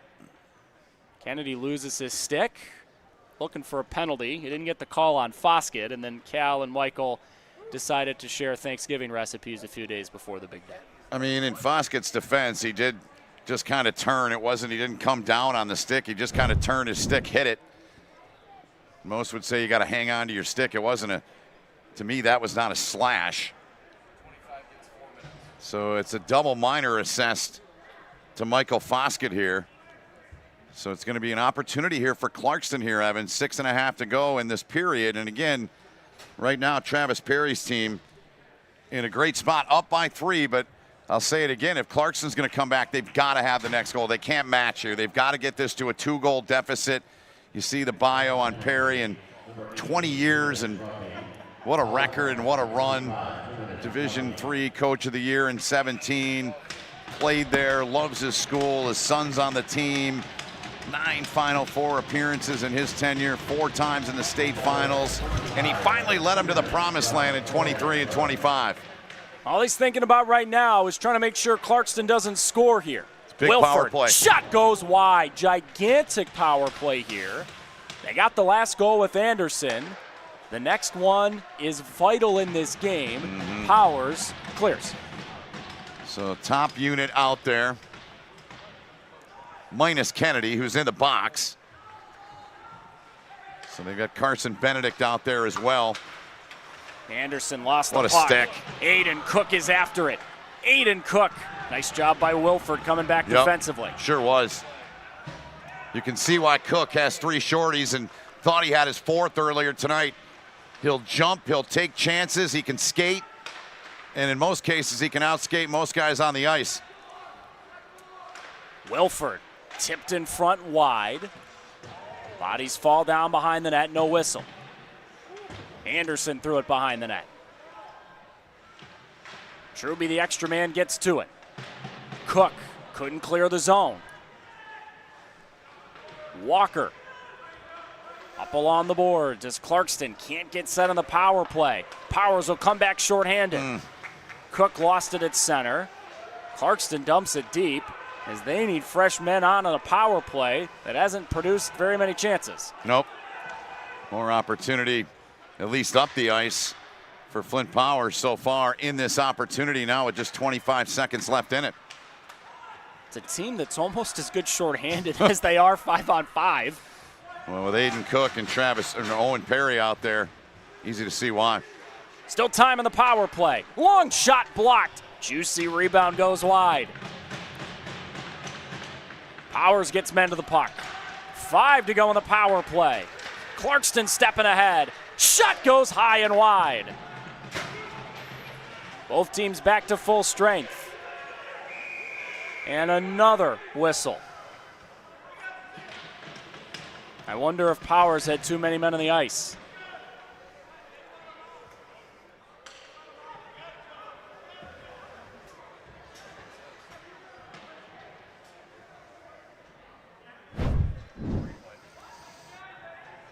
Well, Clarkston just needs to keep getting to the net. That shot's got to hit the net.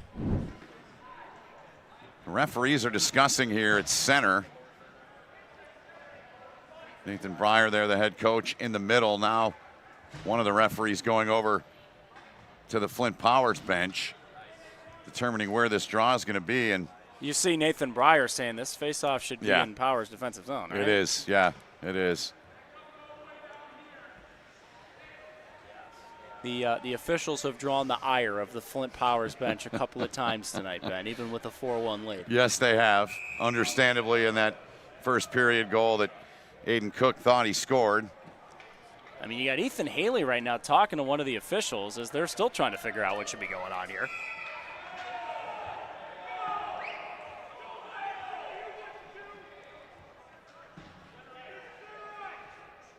We've already had one goal waved off tonight because the net was off its moorings. Powers didn't like that, and now the faceoff's not going to be in Powers' defensive zone after all, I guess.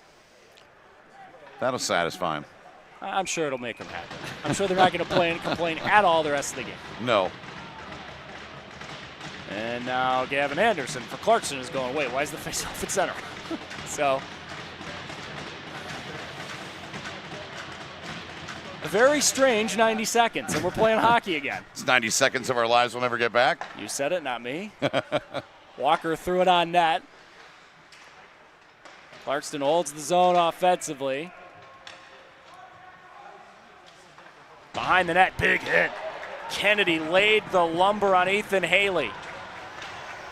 Opportunity. Slot shot, score! You look up Wicked Wrister and you'll see that thing from Gavin Anderson. He's got 2 in a row. Gavin Anderson getting a must-have goal for Clarkston on that top line. His coach told us the other day, he said he's high skill, he's high pace, he plays with an edge, and he can rip the puck like that. An absolute missile, top corner. That is a massive goal for Clarkston. They are right back in this game with 4 to go in the period. Anderson scored less than 10 seconds after Powers had scored to go up 4-0. It felt big at the time, and it feels even bigger now as all of a sudden we got a hockey game. I think I'm going to make an executive decision here. The walk-off interview is going to be Gavin Anderson, not Nathan Breyer, when we're done here with the second period. Ethan Haley sends that shot up and out of play for really the first time tonight. There's some game pressure here on Flint Powers. Yep, and Clarkston right back in this, and they by no means have played their best game here tonight. To a man, I guarantee you every one of them would agree with that, right? They just haven't played up to snuff by their standards. They played 2 games. Flint Powers has been the better team here so far in this game, but Anderson has gotten his team to within 2 with that missile. High glove. Does the opportunities continue in this game for Clarkston? They're coming into the offensive zone with speed. Pinwheeling behind the net, twirling back in front, and Clark makes the save. Coming back the other way. Bodies got tangled, no call. Faber couldn't step into space. Powers coming ahead. This is a quick rush and a shot. Damian makes his first big save in a while. Back in front it comes, and a score! Just like that, Sam Beebe, his second tonight. All the big guns coming out tonight. Second of the game for Beebe. Open the scoring back in the first period, and this kid can shoot it like a Beebe. Great release, great mitts. And that's as pretty as it gets right there from about 12 feet. And he rips that one home for his second of the night, puts it back to a 3-goal lead. You can just see his confidence growing. A sophomore in his first season on the Powers varsity team. His second tonight, his fourth of the young season. Travis Perry's got some dudes. Right back in front it comes. That pivotal next minute after you score a goal or give up a goal. Clarkston's already bounced back a couple of times in the second period. Numbers here if they hurry. Haley threw it ahead to Owen Perry. Owen stopped at a dime.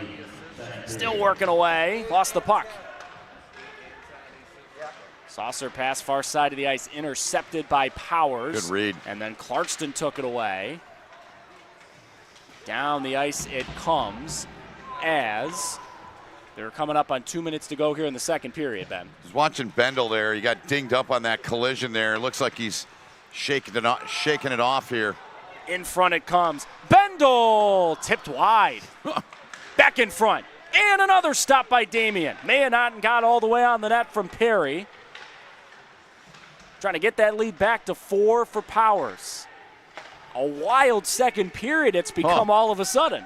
Really has been. Entertaining stuff. 7 on the board. Quick stick checked away beautifully by Anderson, who's got both the goals here in the period for Clarkston. Smacked back up along the boards. Battled for at the red line. Taken away by Cook.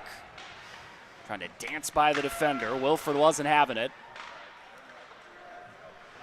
Truby hit hard. It is out of the offensive zone. That'll bring the face-off back to neutral ice with under 90 seconds to go in a second period where Powers still leads by 3. That's how many they led by at the end of the first period.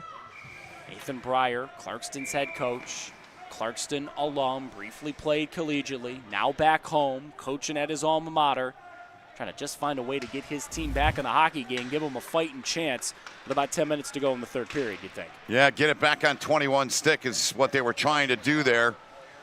Trying to go right up the middle was the big center, the senior. Working hard in front, whacking away, and that puck is up and out of play. We'll get a face-off here in the Powers defensive zone coming up. Nathan Breyer, we met him last week, and another look here at the scoring chance for Clarkston. But speaking of goaltenders, and I said I DB'd you, hockey DB'd you. I said I see you were teammates with Dryden McKay, who won the Hobie Baker at Minnesota State for Mike Hastings. He goes, yeah, he was my roommate. Those goalies, man, they're a different breed. So cool stuff. Played 3 years at junior and then a year at Mercyhurst, to your point, and now doing a wonderful job coaching his hometown team. Anderson, he is sumo wrestled down. That's got to be a penalty. It is. And this will be Clarkston power play. Careful here if you're Clarkston, they get out. Anderson has worked so hard down the stretch here in the second period, and this was a 2-point takedown. Yep, sure was. He's a marked man, and he's got him back into this game here. It's Castor who committed the penalty, Ben. He's got one of the goals in the period here for Powers. Yep. He's got an assist. He's got a de facto Gordie Howe hat trick, sort of. There you go. No fighting. I'm not promoting fighting, but close enough. No means in high school. Wilford, hard pass to the right. Wrist shot, save, and Clark swallows that one up. This power play would extend into the third period if Clarkston doesn't score here. Final 45 seconds of the second period. I'm going to head down. Okay. We look forward to hearing from Ben in 45 seconds of game action. A minute or so of real time.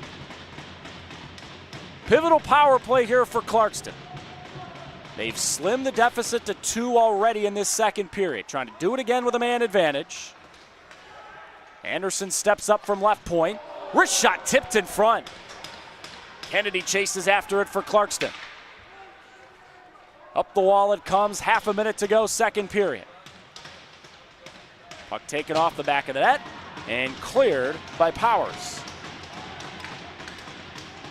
Wilford chases it down, one last rush in the period for Clarkston. Got to grab the puck though. Seeding's got it, now they're coming up ice. 10 seconds to go in the period. Seeding dropped it back. Benedict lost the puck. It's cleared again, and that will effectively send us to the third period. It'll be 1 minute and 7 seconds of power play time for Clarkston to start the third. They trailed by 3 going into the second period, and that's still how much they trail by. Gavin Anderson scored a couple of goals in a row when it was originally 4-0. It was 4-2, and then Sam Beebe made it 5-2 with his second goal of the night. Powers defending state champs in Division II. Some think, regardless of class, they are the top high school hockey team in the state of Michigan. Clarkston will be in that race in the Division I circuit throughout the year and into March, and everyone's trying to get to USA Hockey Arena. Right now, the story. Flint Powers, a team that did not play last night like Clarkston did, brought the fight to Clarkston early on in the hockey game. Now, it was 3-0 after the first period. The second period was even, 2 goals a pop. Anyone who watched that 17 minutes of hockey like we did would probably agree it was a much more even period of hockey. But a 5-2 lead for Powers as we approach the start of the third. Powers is trying to get a signature win. They've already lost to Heartland. That was a week ago, 3-1. Heartland's got the most impressive win of the high school hockey landscape early in this season. They beat Catholic Central earlier this week. Heartland and Howell, a dynamite matchup coming up on Thanksgiving Eve. There's always excellent matchups around the state. Catholic Central, Brother Rice. Orchard Lake St. Mary's, Brighton. But Heartland Howell may be the very best of the bunch. 5-2 Powers. It was 3-0 after 1. It's 5-2 after 2. And Nathan Breyer, the Clarkston coach, is standing by downstairs with them. Here with Nathan Breyer, your team climbed back in it a little bit here. Let's start with the good there, the 2 goals from Gavin Anderson. That second one, as good of a shot as I've seen all night. What else do you need from him in that line the rest of the way? Yeah, we like to keep doing what they're doing. We're scoring off simple plays, right? So I think that's the name of the game tonight is if you overcomplicate things and turn pucks over to a really good hockey team, then they end up in the back of your net. So it was good. It was simple hockey, and they end up going our way. Do you feel like in the second your guys adjusted to the pressure that they were bringing in the first? Do you feel like they were better in that area? Yeah, 5-on-5 we were way better. Yeah. The issue is we played most of the period shorthanded. So if we can stay 5-on-5 or on the power play, I think we can play with anybody in the state, including a really good Flint Powers team. But if you continue to take penalties, then obviously you put probably the most skilled team in the state on the power play. It's not good news. Is that your message to your team before the third, or is there more to your message? Yeah, I think that goes without saying. I think internally with our leadership, like we know what we have to do. I think our message is stay the course, right? You're not going to score 3 goals with 1 shot, so it's got to be little jabs over and over and continue to buy into it. Great. Thanks for this, Nathan. Thank you. All right. There's the head coach of Clarkston there. Evan, we'll send it back up to you here for the intermission here after 2 periods of play. Appreciate you guys. Thank you very much. Appreciate Coach Breyer's time and what has been a frustrating night for his team. But played better in that second period, specifically when it was 5-on-5, and they will have a power play going into the third. We are far from the finish line at Detroit Skating Club tonight, but after 34 minutes of hockey, it's Flint Powers 5 and Clarkston 2.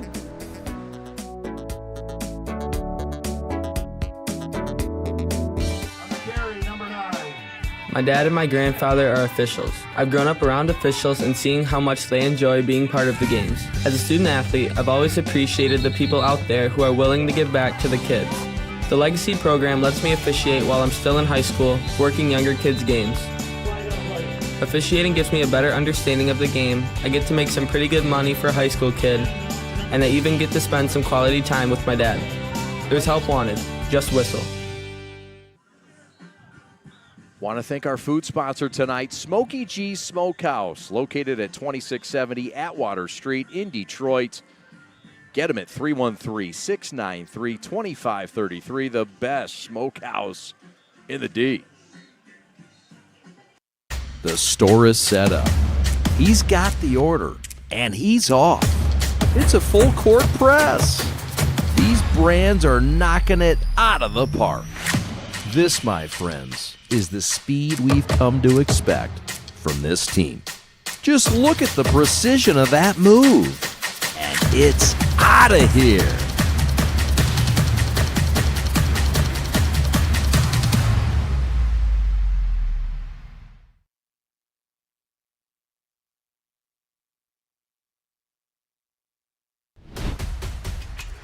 Lowering the shoulder.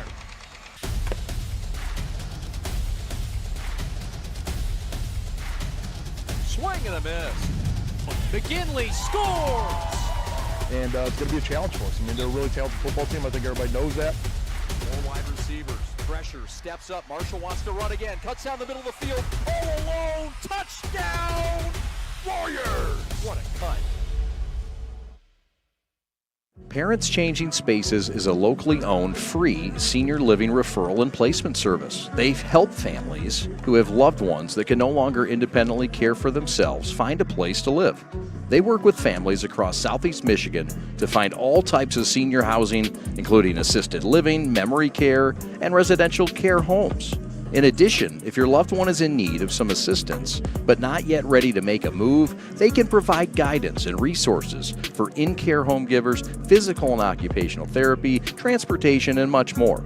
Parents Changing Spaces service is complimentary and of no charge to you. Give them a call today, 844-772-7368, to learn how they can help your family.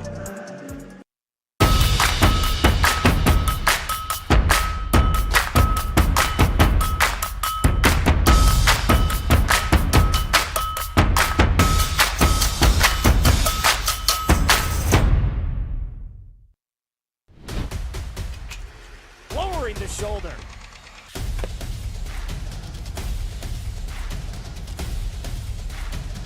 Swing and a miss. McGinley scores! And it's going to be a challenge for us. I mean, they're a really talented football team. I think everybody knows that. Four wide receivers. Pressure. Steps up. Marshall wants to run again. Cuts down the middle of the field. All alone. Touchdown! Warriors! What a cut.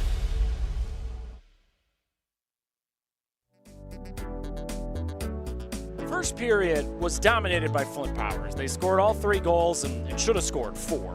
Aiden Cook had a goal that was a wee bit mysteriously wiped off the board. Second period was a much more even period. It's what we frankly expected when we walked into the rink tonight. Flint Powers took a 4-0 lead. Then Clarkston scores 2 times quickly. Gavin Anderson scored twice as the physicality continued to build throughout that second period. Powers got the last goal of the period. Sam Beebe scored on a wrist shot to make it 5-2. This was one of the finest wrist shots you'll ever see. Gavin Anderson barred down, and then Sam Beebe with the answer for Powers to make it 5-2. You just heard from Clarkston's head man Nathan Breyer talking to Ben Holden outside their dressing room. He says, hey, look, I like the way we're playing 5-on-5, and we're about to have 1 minute and 7 seconds of a power play when we start the third. They're down by a goal or 2 with about 8-10 minutes to go. Feels like Clarkston's got a shot on a night where they'd admit to you they're not playing their best hockey. But after 34 minutes, Flint Powers, maybe the finest hockey team regardless of division in the state of Michigan, is holding a 3-goal advantage as we approach the start of the third. There's just one place where students are students first, and athletics are played with purpose and perspective. That place is your local high school. High school sports offer more than the joy of competition. Studies show that student athletes are also likely to enjoy greater levels of achievement in other areas of their lives, including academics. High school sports, a winning part of a complete education.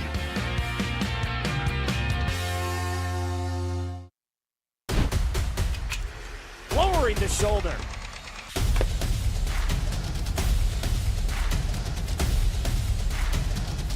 swing and a miss. McGinley scores! Aiden Cook is one of the finest high school hockey players in our great state of Michigan, and he's downstairs standing by with Ben Holden. There we go. Here with Aiden Cook, you guys are up by 3 in this game. You've been up by 3 for a large part of it. Give me your take on the game so far, at least through your eyes. I think we're playing a pretty complete game right now. We jumped on them pretty early. I'd say the offense is going, but now we got to focus on defense and hopefully close them out. How do you go about doing that? We're probably just going to send one forecheck or let them do their thing and just try to stay back a little bit, stay passive, because, they're not going to get past us, I don't think. Talk to me about the chemistry that the 3 of you have on that line, man. The dynamic is awesome to watch. Sure, yeah. What's it like being a part of that line? I've played with Parker Bendel for my entire life, and I've known Owen my entire life. He's just a few years younger than me, but, they're my best friends, and we do everything together.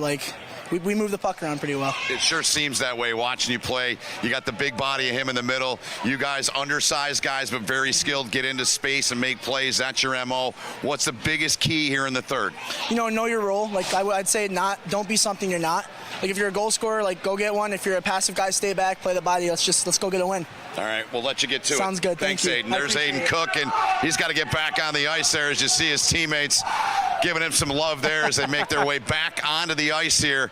See you in a minute, Evan. I'll be back up top for period 3. Ben's going to get his steps in. He's going to hustle up top as we're about to start the third period here at Detroit Skating Club. Flint Powers, as we've mentioned, coming in at 2-1. This is the third straight year that these two great programs have played one another. Last year, it was a win for Powers by a goal. 2 years ago, Clarkston won. So the 3-year series rubber match is tonight.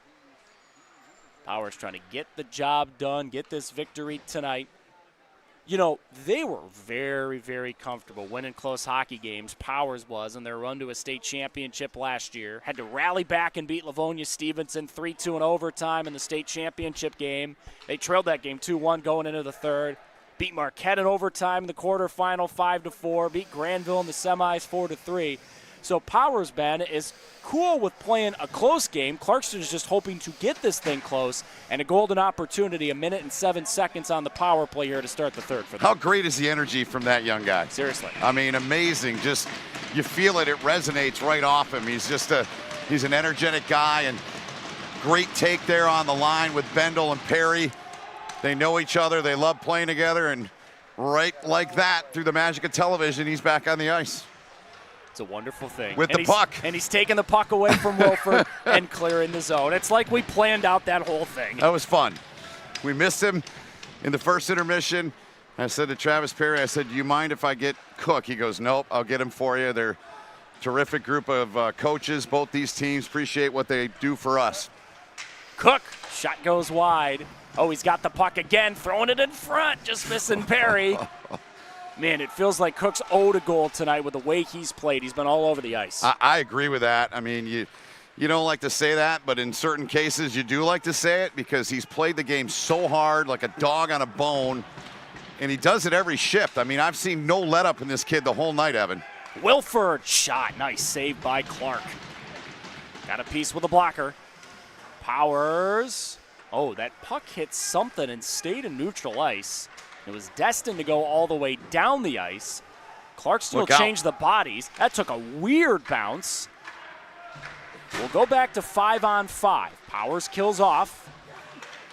Turnaround shot. Blocked in front and swatted away. Galler holds the zone for Clarkston. Trying to get back in the hockey game with the next goal. That dreaded 3-goal lead here for Powers, who's trying to get the game to the finish line. Beebe's into the offensive zone. Sam Beebe saved Damien. He was going for the hat trick. He is perfectly named. He shoots it like a BB every time it leaves his stick. He nearly had his third there. Woodland Park threw it down the ice. Wolford's back to get it for Clarkston. Let's watch now how their energy levels are in the third period. Remember, they just played a game last night. Yep. Time to empty the tanks here, boys. They don't play for a few days. They'll have a few days off before playing before Thanksgiving. Cal Kennedy, his pass in front was tipped. Powers gets extra men to the puck and flips it out to center. Aller threw it into the zone. Clarkston is trying to change. Powers will dump it on Damien, who freezes the puck, so everybody can change anyway, but because he froze the puck, we got offensive zone faceoff coming up for Powers. Yeah, and again, there's been no let-up in their game. I mean, the foot has been down to the floor all night. They put all kinds of shots at Brady Damien, the goalie there for Clarkston. Yeah, they put 5 by him, but there could be another 3, 4 by him at this point. So right now he's hanging, helping his team hang around. Shot just whistled wide of him. Park took the drive left side of the blue line. Rimmed around the boards again. Aller gets it with speed for Clarkston. Benedict tipped it out to center. Into the O zone they come. Clarkston scored twice in that second period. Gavin Anderson scored both times. Got as close as 4-2 in that second period. Beebe scored to make it 5-2. As Powers bench has its heads up. Pucks are flying their way. Always got to be alert on the bench, man. Those coaches, they're well trained at that, and big collision there. We've seen Tucker Petty there, all 5'4" of him, man. Diminutive, but makes things happen. Talk about hard guy to hit. I mean, that's a tough guy to hit.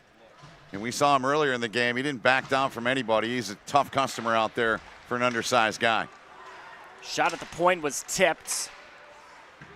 Clarkston gets back and grabs the puck with Wilford, but his breakout pass didn't connect.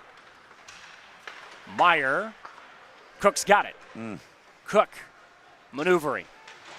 Smacks that puck behind the net to Perry. We just told you, Ben, these guys are my best friends. They're all on the same line together, and you can really see that chemistry as they work together. You can, and I love the play that if you were to go back and watch when that pass went to Aiden Cook, he banged a stick. He wanted the puck. They got him the puck. He went in, made a move, got the puck in, and now they've still got possession. At least they did after a good stick from Clarkston there. Well done by Mike Truby. Yep. They changed men behind the play, trying to get fresh bodies on. Still a large chunk of the third period to go, but Powers is starting to suck time away from the clock. Foskett into the offensive zone. Great pass down deep, and a score! Oh, there's the goal we were waiting for from Aiden Cook. He roofed that thing. Oh, my goodness. What a release. I mean, he had a game earlier, 19 shot attempts, 11 shot attempts, 10 shot attempts, and another. I don't think he's anywhere near that tonight in terms of attempts. He had the one waved off back in the first period, but look at this kid stick handle the puck. Waits, no chance. I mean, that is just as pretty as it gets. Short side shelf for a 4-goal lead.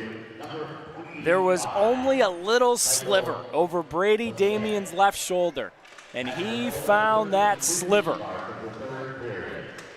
6-2 Powers. Frozen in time. Seriously. Fantastic goal by Cook. So good we wanted to let you look at it for 10 seconds. You know, they say a picture tells you, what, 10,000 words? Yeah. Something like that. Every picture tells a story, and Cook's still out there. I mean, just watch this kid for a shift.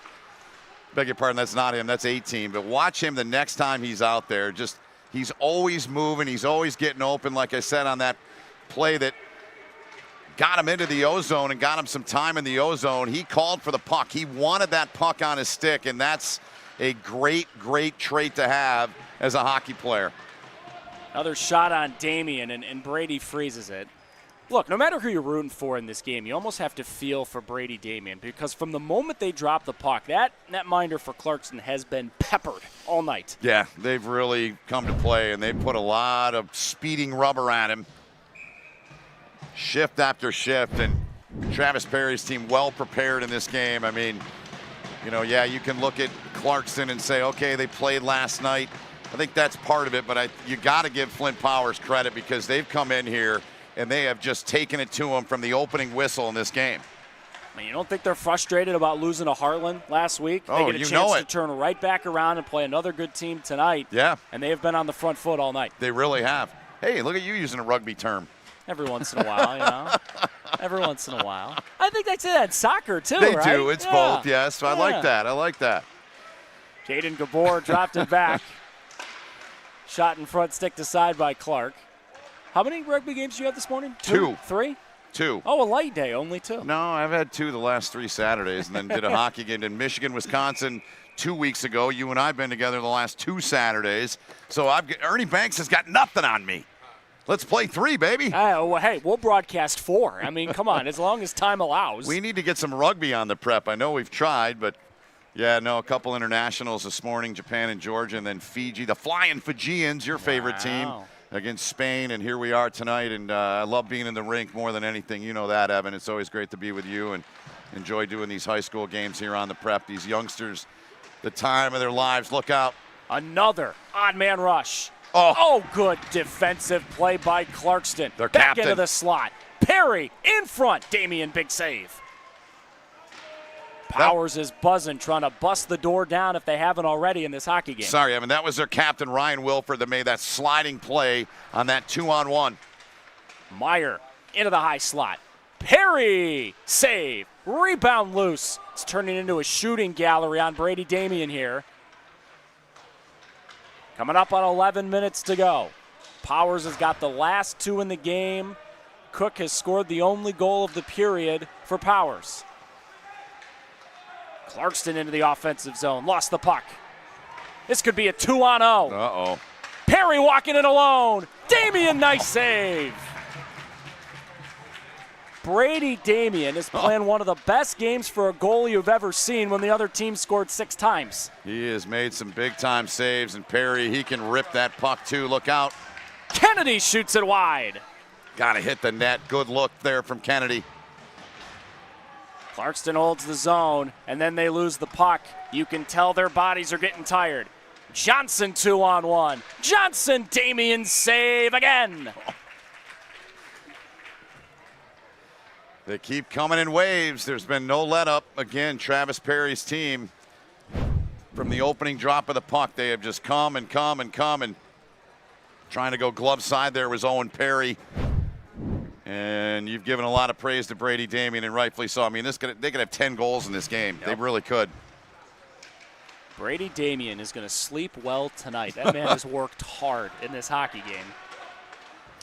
They didn't play him last night purposely to have him fully energized for this one, but Flint Powers has come to play. This is a really, really good hockey team. They got tests coming up. They do. They host Catholic Central toward the tail end of the season. I hope we're doing that game. That would be fun. Who do we talk to? It is a Powers home game. I'm just saying. Who do we talk to about that? Pass in front, tipped, waffling wide. Powers will come ahead 2-on-2 with Freddie Bellotti. Bellotti lost the puck. Wagner took it away.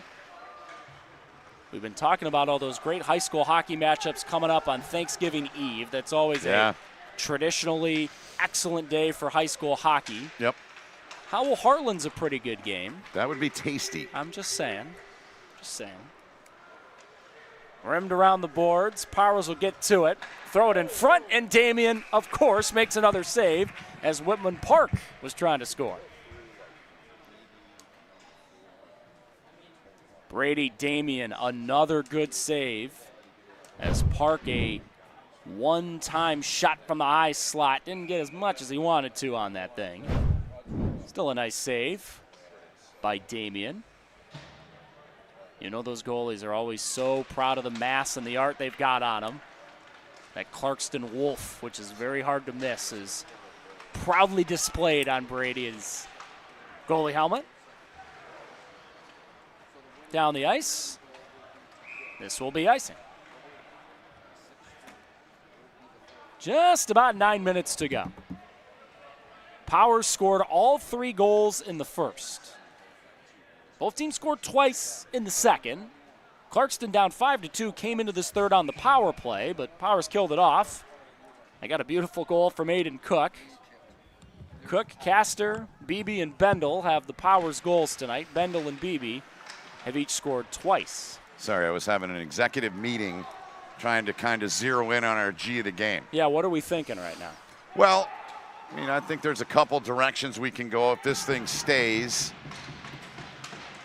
You're certainly looking at Sam Beebe. You're certainly looking at Parker Bendall.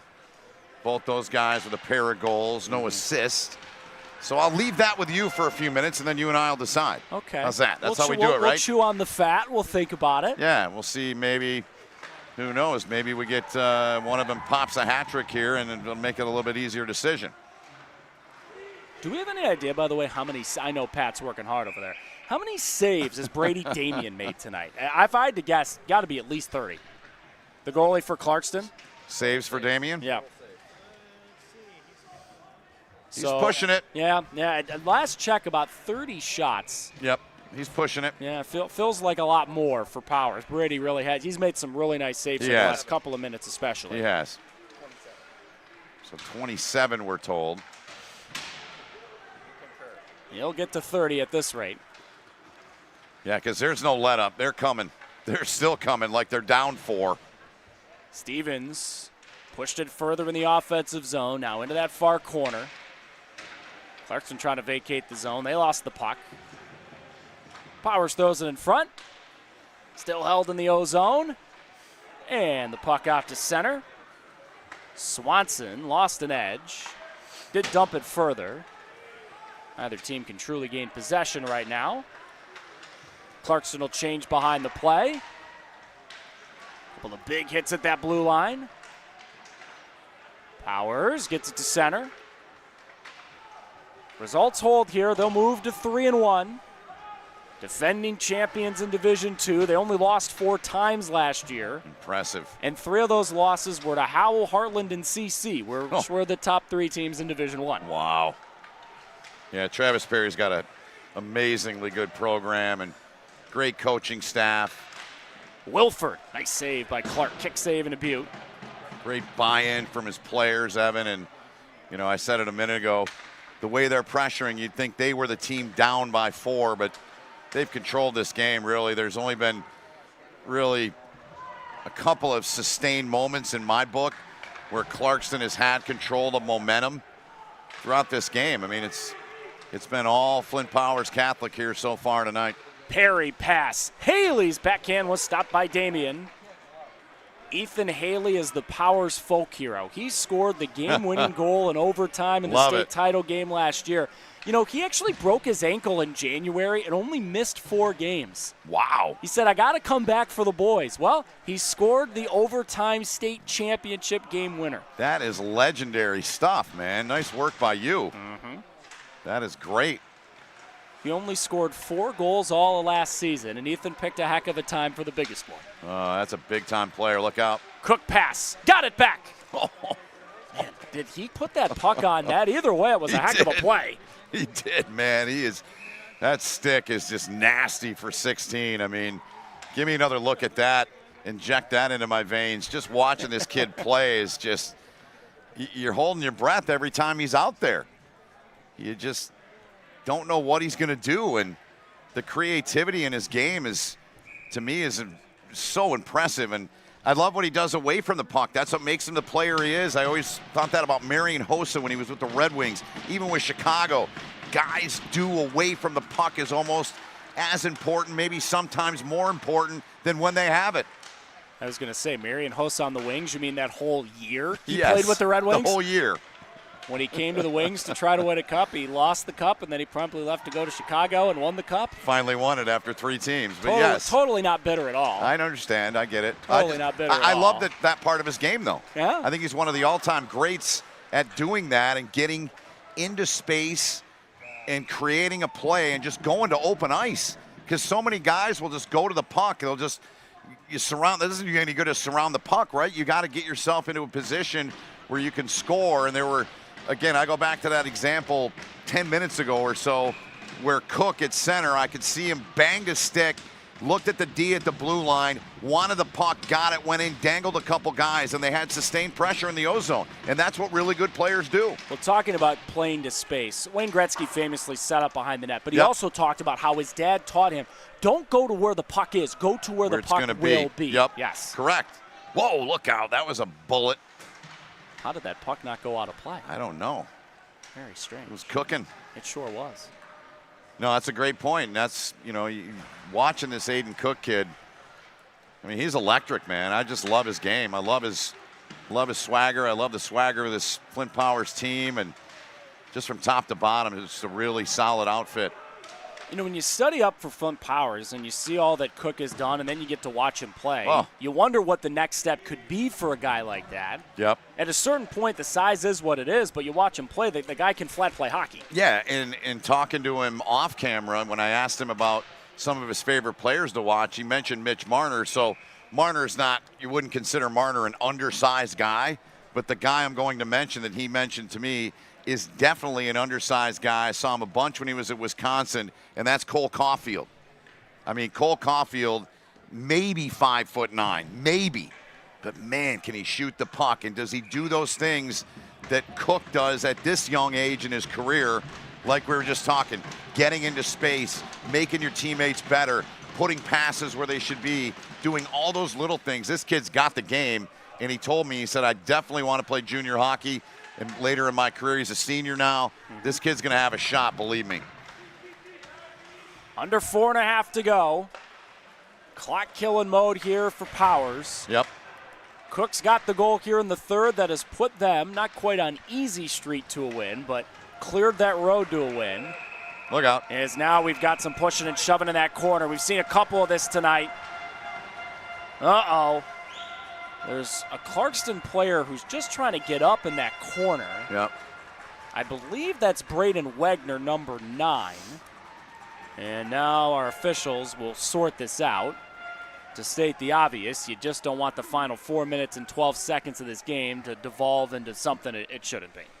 Well, Benedict's going right into the bin. The opposite 23 is going in for the Chargers as well. That's Gavin Vorwerk, who's going to sit in the box. It's a frustrating night for Clarkston, no question. But look, their coaching staff, Nathan Breyer, has been up front about, hey, we play games like this because we're trying to win games like this in March. And he said to us when we were preparing for this game yesterday, I am fine with losing. Yep. I just want to see my team grow from that loss and learn things. So if the score holds here, what do you think Clarkston will learn from a game like this tonight? Oh, I think there's a lot. I mean, I think they've got to find a way to play at a higher pace. I don't think they adapted and adjusted real well to the pace that was brought to them. And it's not a knock. They're capable. They just didn't do it tonight for whatever reason. So I think that area, I think more shots at the net.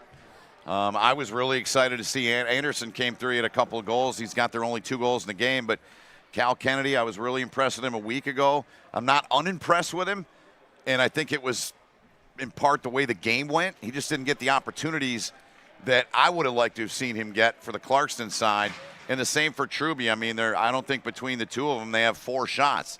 And those guys, between those 2 guys, they got to be each pumping 5 or 6 shots a night on those wings. So those would be the main things. Cook puts it in front, swatted away by Wegner. Nathan Breyer told you going into the third period he liked the way his team figured it out 5-on-5 in that second period. That felt like the stretch of the game where it was the most even, because the rest of the game, Powers has really done what they wanted to. Yep. Shot. Damian makes another save. After those 2 guys went to the box, we are still playing 5-on-5 here with 3:44 to go. All right, we got to revisit this G of the game thing. So we've talked about BB. We've talked about Bendall. Who's your vote for at this stage? I'd go with Parker. I'd go with Bendall because he's one of the senior captains. He scored twice tonight. He was the other great playmaker along with Cook and Perry last year. I think Parker deserves a little love. I think with 4 and blue is who we go with tonight. Owen Perry will get his chances for interviews later on in the year. I'd go with Parker Bendall. I think that's where we're going to go. He's shares the captaincy with Aiden Cook. Now they're going to send Cal Kennedy here. Yep. Cal's been involved in a couple of disputes tonight. Cal's going to sit here. This is the part of the game where it gets weird. It's a 4-goal deficit, 3:30 to go. Guys are frustrated. It's been a hard-checking night at times. Again, you just don't want something silly to happen and somebody gets suspended for a game or 2 or 3 going forward here, especially with all the big games and all the great matchups coming up down the pike here for these teams. Right off the face-off, Swing and a miss on the shot from Beebe. He's going for the hat trick. I think if Beebe or Bendel score, either way, whoever gets the hattie, we got to talk to. Yep, I think we'd have to tweak that. Because if you get a hat trick, you should also get the G of the game hat, you know? Exactly. Come on now. Goes with that. Writes itself. Sure does. Powers' power play's been really good tonight. This may be their final one of the night. Perry's back to get it in his own defensive zone. Perry turns those shoulders. He's coming ahead with steam. Look at this kid skate. Owen Perry score! That thing is going to be on his Instagram for months. Owen Perry, wow. Months and years, my goodness. That looked a little Cole Caulfield-like to me right there. The diminutive one, end-to-end with this puck. Blowing by guys, blowing through the zone, a dangle, and then says, I'm going to go high block. Oh, that's beautiful stuff there from Owen Perry. Yes, you deserve a hug. Owen Perry is an electric hockey player, and we are buzzing after watching that. Oh, boy. So all three guys on that top line have scored, and there's the proud dad. Travis Perry, the head coach, was on the left there in that shot. So, yeah, I think we're going to go with Bendall here. I think he's the guy. But that line, they came in. We talked about it, Evan. We came on the air around 6. Top line against top line. These are two of the best lines in the state. Parker Bendall, Owen Perry, and Aiden Cook. They come away. They're going to win this game, and they played better than the top line for Clarkston did tonight. I'm still kind of shaking my head at that last Perry rush. That's unbelievable. He went all 94 feet. He turned his shoulders kind of like a speedy running back or wide receiver. Oh, Damien, what a save. That was a high stick anyway. Yeah. But Damien with a heck of a save. But, yeah, that Perry rush down ice, you could see him turn those shoulders at the other blue line and go, oh, boy, he's going all the way here, isn't he? I mean, I said it a couple times. All three of those guys are problems. They're problems for the opposition. And look at this thing. Length of the ice. 180 feet and down in high block. Beautiful snipe there from Owen Perry. Came in with 2. Adds another one to his resume here this year. 7-2 Powers. Statement has been made. Big time. It's a big statement, really is. It's a great win for Travis Perry and his team, and it's also, Evan, going to be a very, very monumental win for Flint Powers, the 1,000th win in program history. Are you kidding me? We knew about that. We sat on it, right? That's what we did. We talked to Travis Perry before the game, and the head coach for Flint Powers says, I don't want to jinx it, but it's kind of a big night. Yeah. If we win tonight, it's the 1,000th win. Please don't bring that up until it's in the bag. We didn't. 2 minutes left. You're up by 5 with minute 48 to go. I think we can bring up it's safe that this is about to be the 1,000th win in the proud history of Flint Powers Catholic hockey. That's amazing. Congratulations to the players that played in this game, the coaches, all those past players that have been a part of it. I mean, the head coach has been there for 20 years, and he played there. So they've got other coaches on their staff that played there. But all those former players, former coaches, the parents, the families that supported this program throughout the years, that is a massive, massive milestone. Congratulations to Flint Powers Catholic. Proud program that finally got over the hump a couple of years ago when they won the state championship. Yep. They've won 2 of the last 3. They made it 7 times before finally winning the state championship.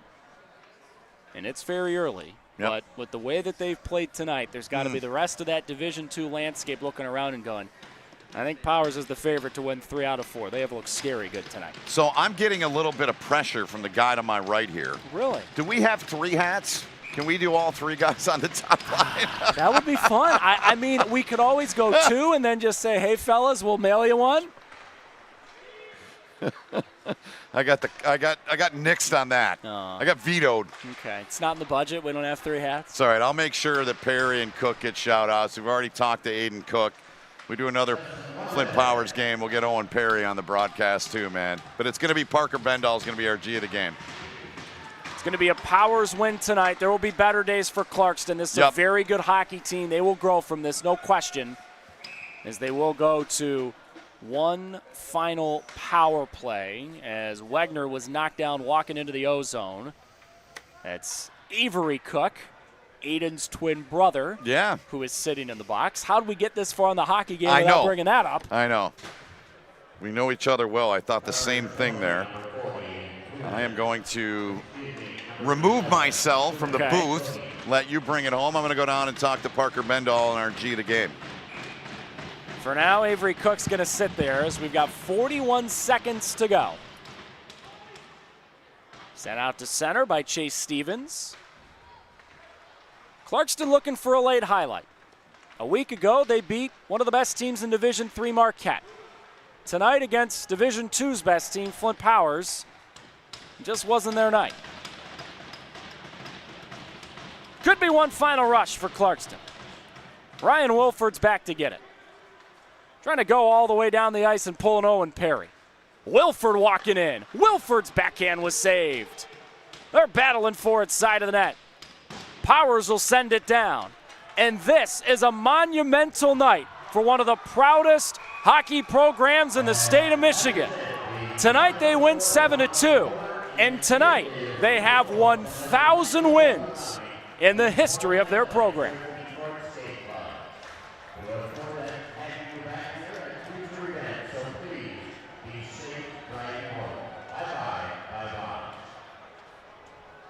Powers moves to 3-1. Clarkston down to 2-1. We'll meet at center ice, exchange handshakes, and both teams will turn their attention to big games coming up this week. This upcoming week, one of the more special weeks in the high school hockey landscape in Michigan. Big games abound Tuesday, Wednesday, into the weekend. What an exciting time for high school sports, too. Today across the state, teams were clinching their trip to Ford Field and the football state championships, which are on Friday and Sunday. Programming note, Michigan State is playing a game at Ford Field next Saturday night. So the even-numbered divisions in football will play on Friday, and the odd will play on Sunday. We crowned 8-player football champions up in the UP today. Volleyball championships as well. Shout out to the Mercy Marlins winning the Division I volleyball championship. Special night for Flint Powers hockey. They just won their 1,000th career game, and they had the banner ready. I mean, what happened if they lost the game? Do you have to put the banner in storage and wait for the next game?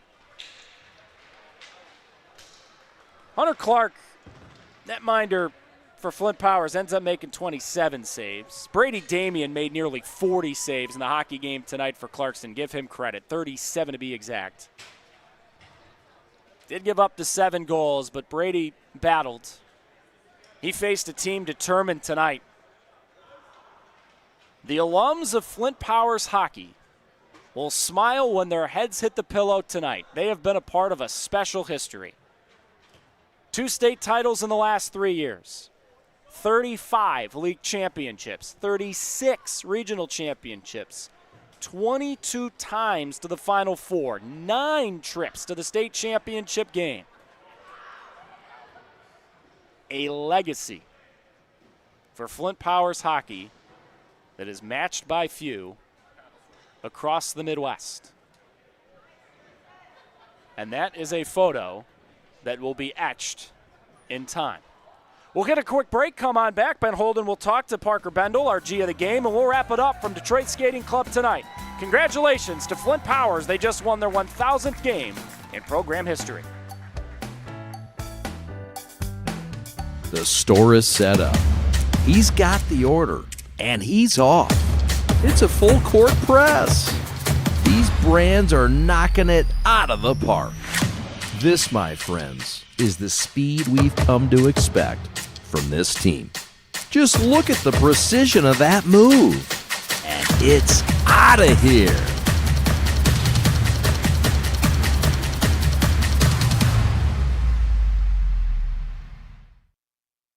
If you are looking for a life-changing workout experience, look no further than Pure Barre Novi. We are proud to help you achieve your fitness goals while joining a vibrant, supportive community that is over 300 women strong. Our classes are designed to strengthen and tone your entire body, and our teachers can help provide modifications for any fitness level. Find out more right now by calling 248-596-0002, visiting our website, following us on social media, or by coming to our studio right on Grand River Avenue in Novi. We can't wait to see you and help you achieve your fitness goals.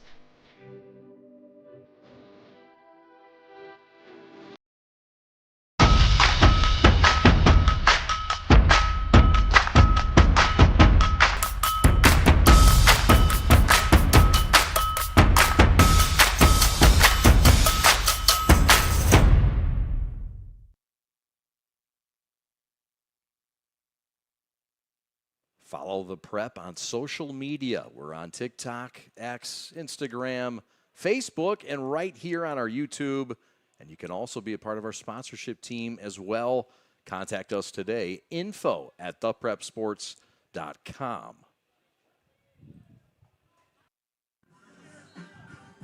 Want to thank our food sponsor tonight, Smokey G's Smokehouse, located at 2670 Atwater Street in Detroit.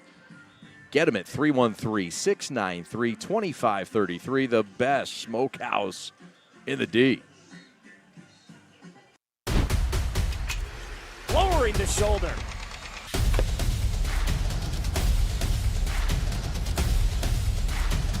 Swing and a miss. McGinley scores! Owen Perry, Aiden Cook, and Parker Bendel is one of the finest lines in all of high school hockey in Michigan. The man who centers that line, number 4, Parker Bendel, scored twice tonight, and he's standing by with Ben Holden. The smell, man. Working my I'm a ass hockey off. player. Hey, you don't have to apologize for the smell. I play in this rink twice a week, young man. I play in here twice a week. You don't have to apologize for the smell. Parker, let's get the business at hand, the G-Brand USA G, the game. Go ahead and put that baby on there. It's a whole marketing campaign we got going on. You got a small head, man. Looks good on you. Not the first hat you've had on post-game. We saw the pictures of you and your teammates celebrating on the ice. What a milestone. You've been a part of this program for 3 years now. Yep. What's it mean to be a part of that 1,000th win in program history? I mean, it's great. I mean, I love this team so much. I mean, I'd do anything for it. I'd die for it. I mean, I love it. Everyone on the team. And the past years, everyone pulling their weight, winning games. I mean, I love it.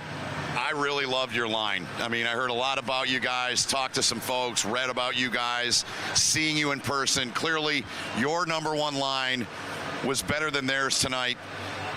The dynamic. I talked to Aiden during the intermission, and he told me his take. Give me your take on the dynamic of the three of you on that line, man. Yeah, I mean, growing up, you know, we've been together for a year at least when we were younger, and we've known each other, we've hung out, and, you know, the chem has just always been there. I mean, we died for each other, like I said, like everyone's doing their weight. I mean, it's great. I love the makeup. You're the bigger guy. You're the big body in the middle playing that center position. You got two skill guys. You just get them in space. And I said it so many times tonight, watching both of them. They get into space and they just make plays. What's it like to see that with these guys on your line, man? I mean, it's unreal. I mean, I know my role. I give them the puck, and they do all the work. Go to the net? Yeah, I just gotta sit there, and they'll come my way. I mean, it's unbelievable how skilled they are. It's great. Just a couple more. Your 2 goals. What do you recall from those? Walk me through what you remember from the 2 goals you had tonight. I mean, you know, great zone entry for the first one, and they, you know, moving it. Puck movement was crazy. D got a good shot, got a tip, and, you know, I buried it home on that rebound. And then that second one, just great puck movement on the power play. I mean, our power play's got to be one of the best in the state. I mean, our puck movement's unreal, and they found me open, and I just banged it home. Yeah, you guys slung it around the ice pretty good. Last question for you. What's this win mean? I know it's early in the year. I know it was a week ago you got beat. Heartland got you guys. They got CC too. I know you don't care about them. What's this win mean for you guys here tonight? I mean, you know, being a milestone, a thousand win, you know, that's huge. Good for the program, you know. For those younger guys coming in, it looks good. I mean, early in the season, you know, they're a top 10 team, I'd say, in D1, maybe even all state, and they're just, it's good to, you know, put a little beating to them. Feels good. All right, thanks for the time. Great to meet you. We'll see you down the road, young man. So there's our G of the game. Got to shake hands a little bit with the big man here with that hat there, Evan. Back up to you. Great being with you tonight, Evan, and enjoyed working with you again. We'll see you down the road here, hopefully on Wednesday, young man. Same fingers crossed. Knock on wood, Ben. Appreciate you. Oh, thanks, brother. You know, every once in a while, guys tell you what they actually think. And Parker Bendel towed the company line until, what, the last 10 words he said? We just played one of the top 10 teams in the state, and it was nice to give them a little beat. Flint Powers wins their 1,000th game in program history.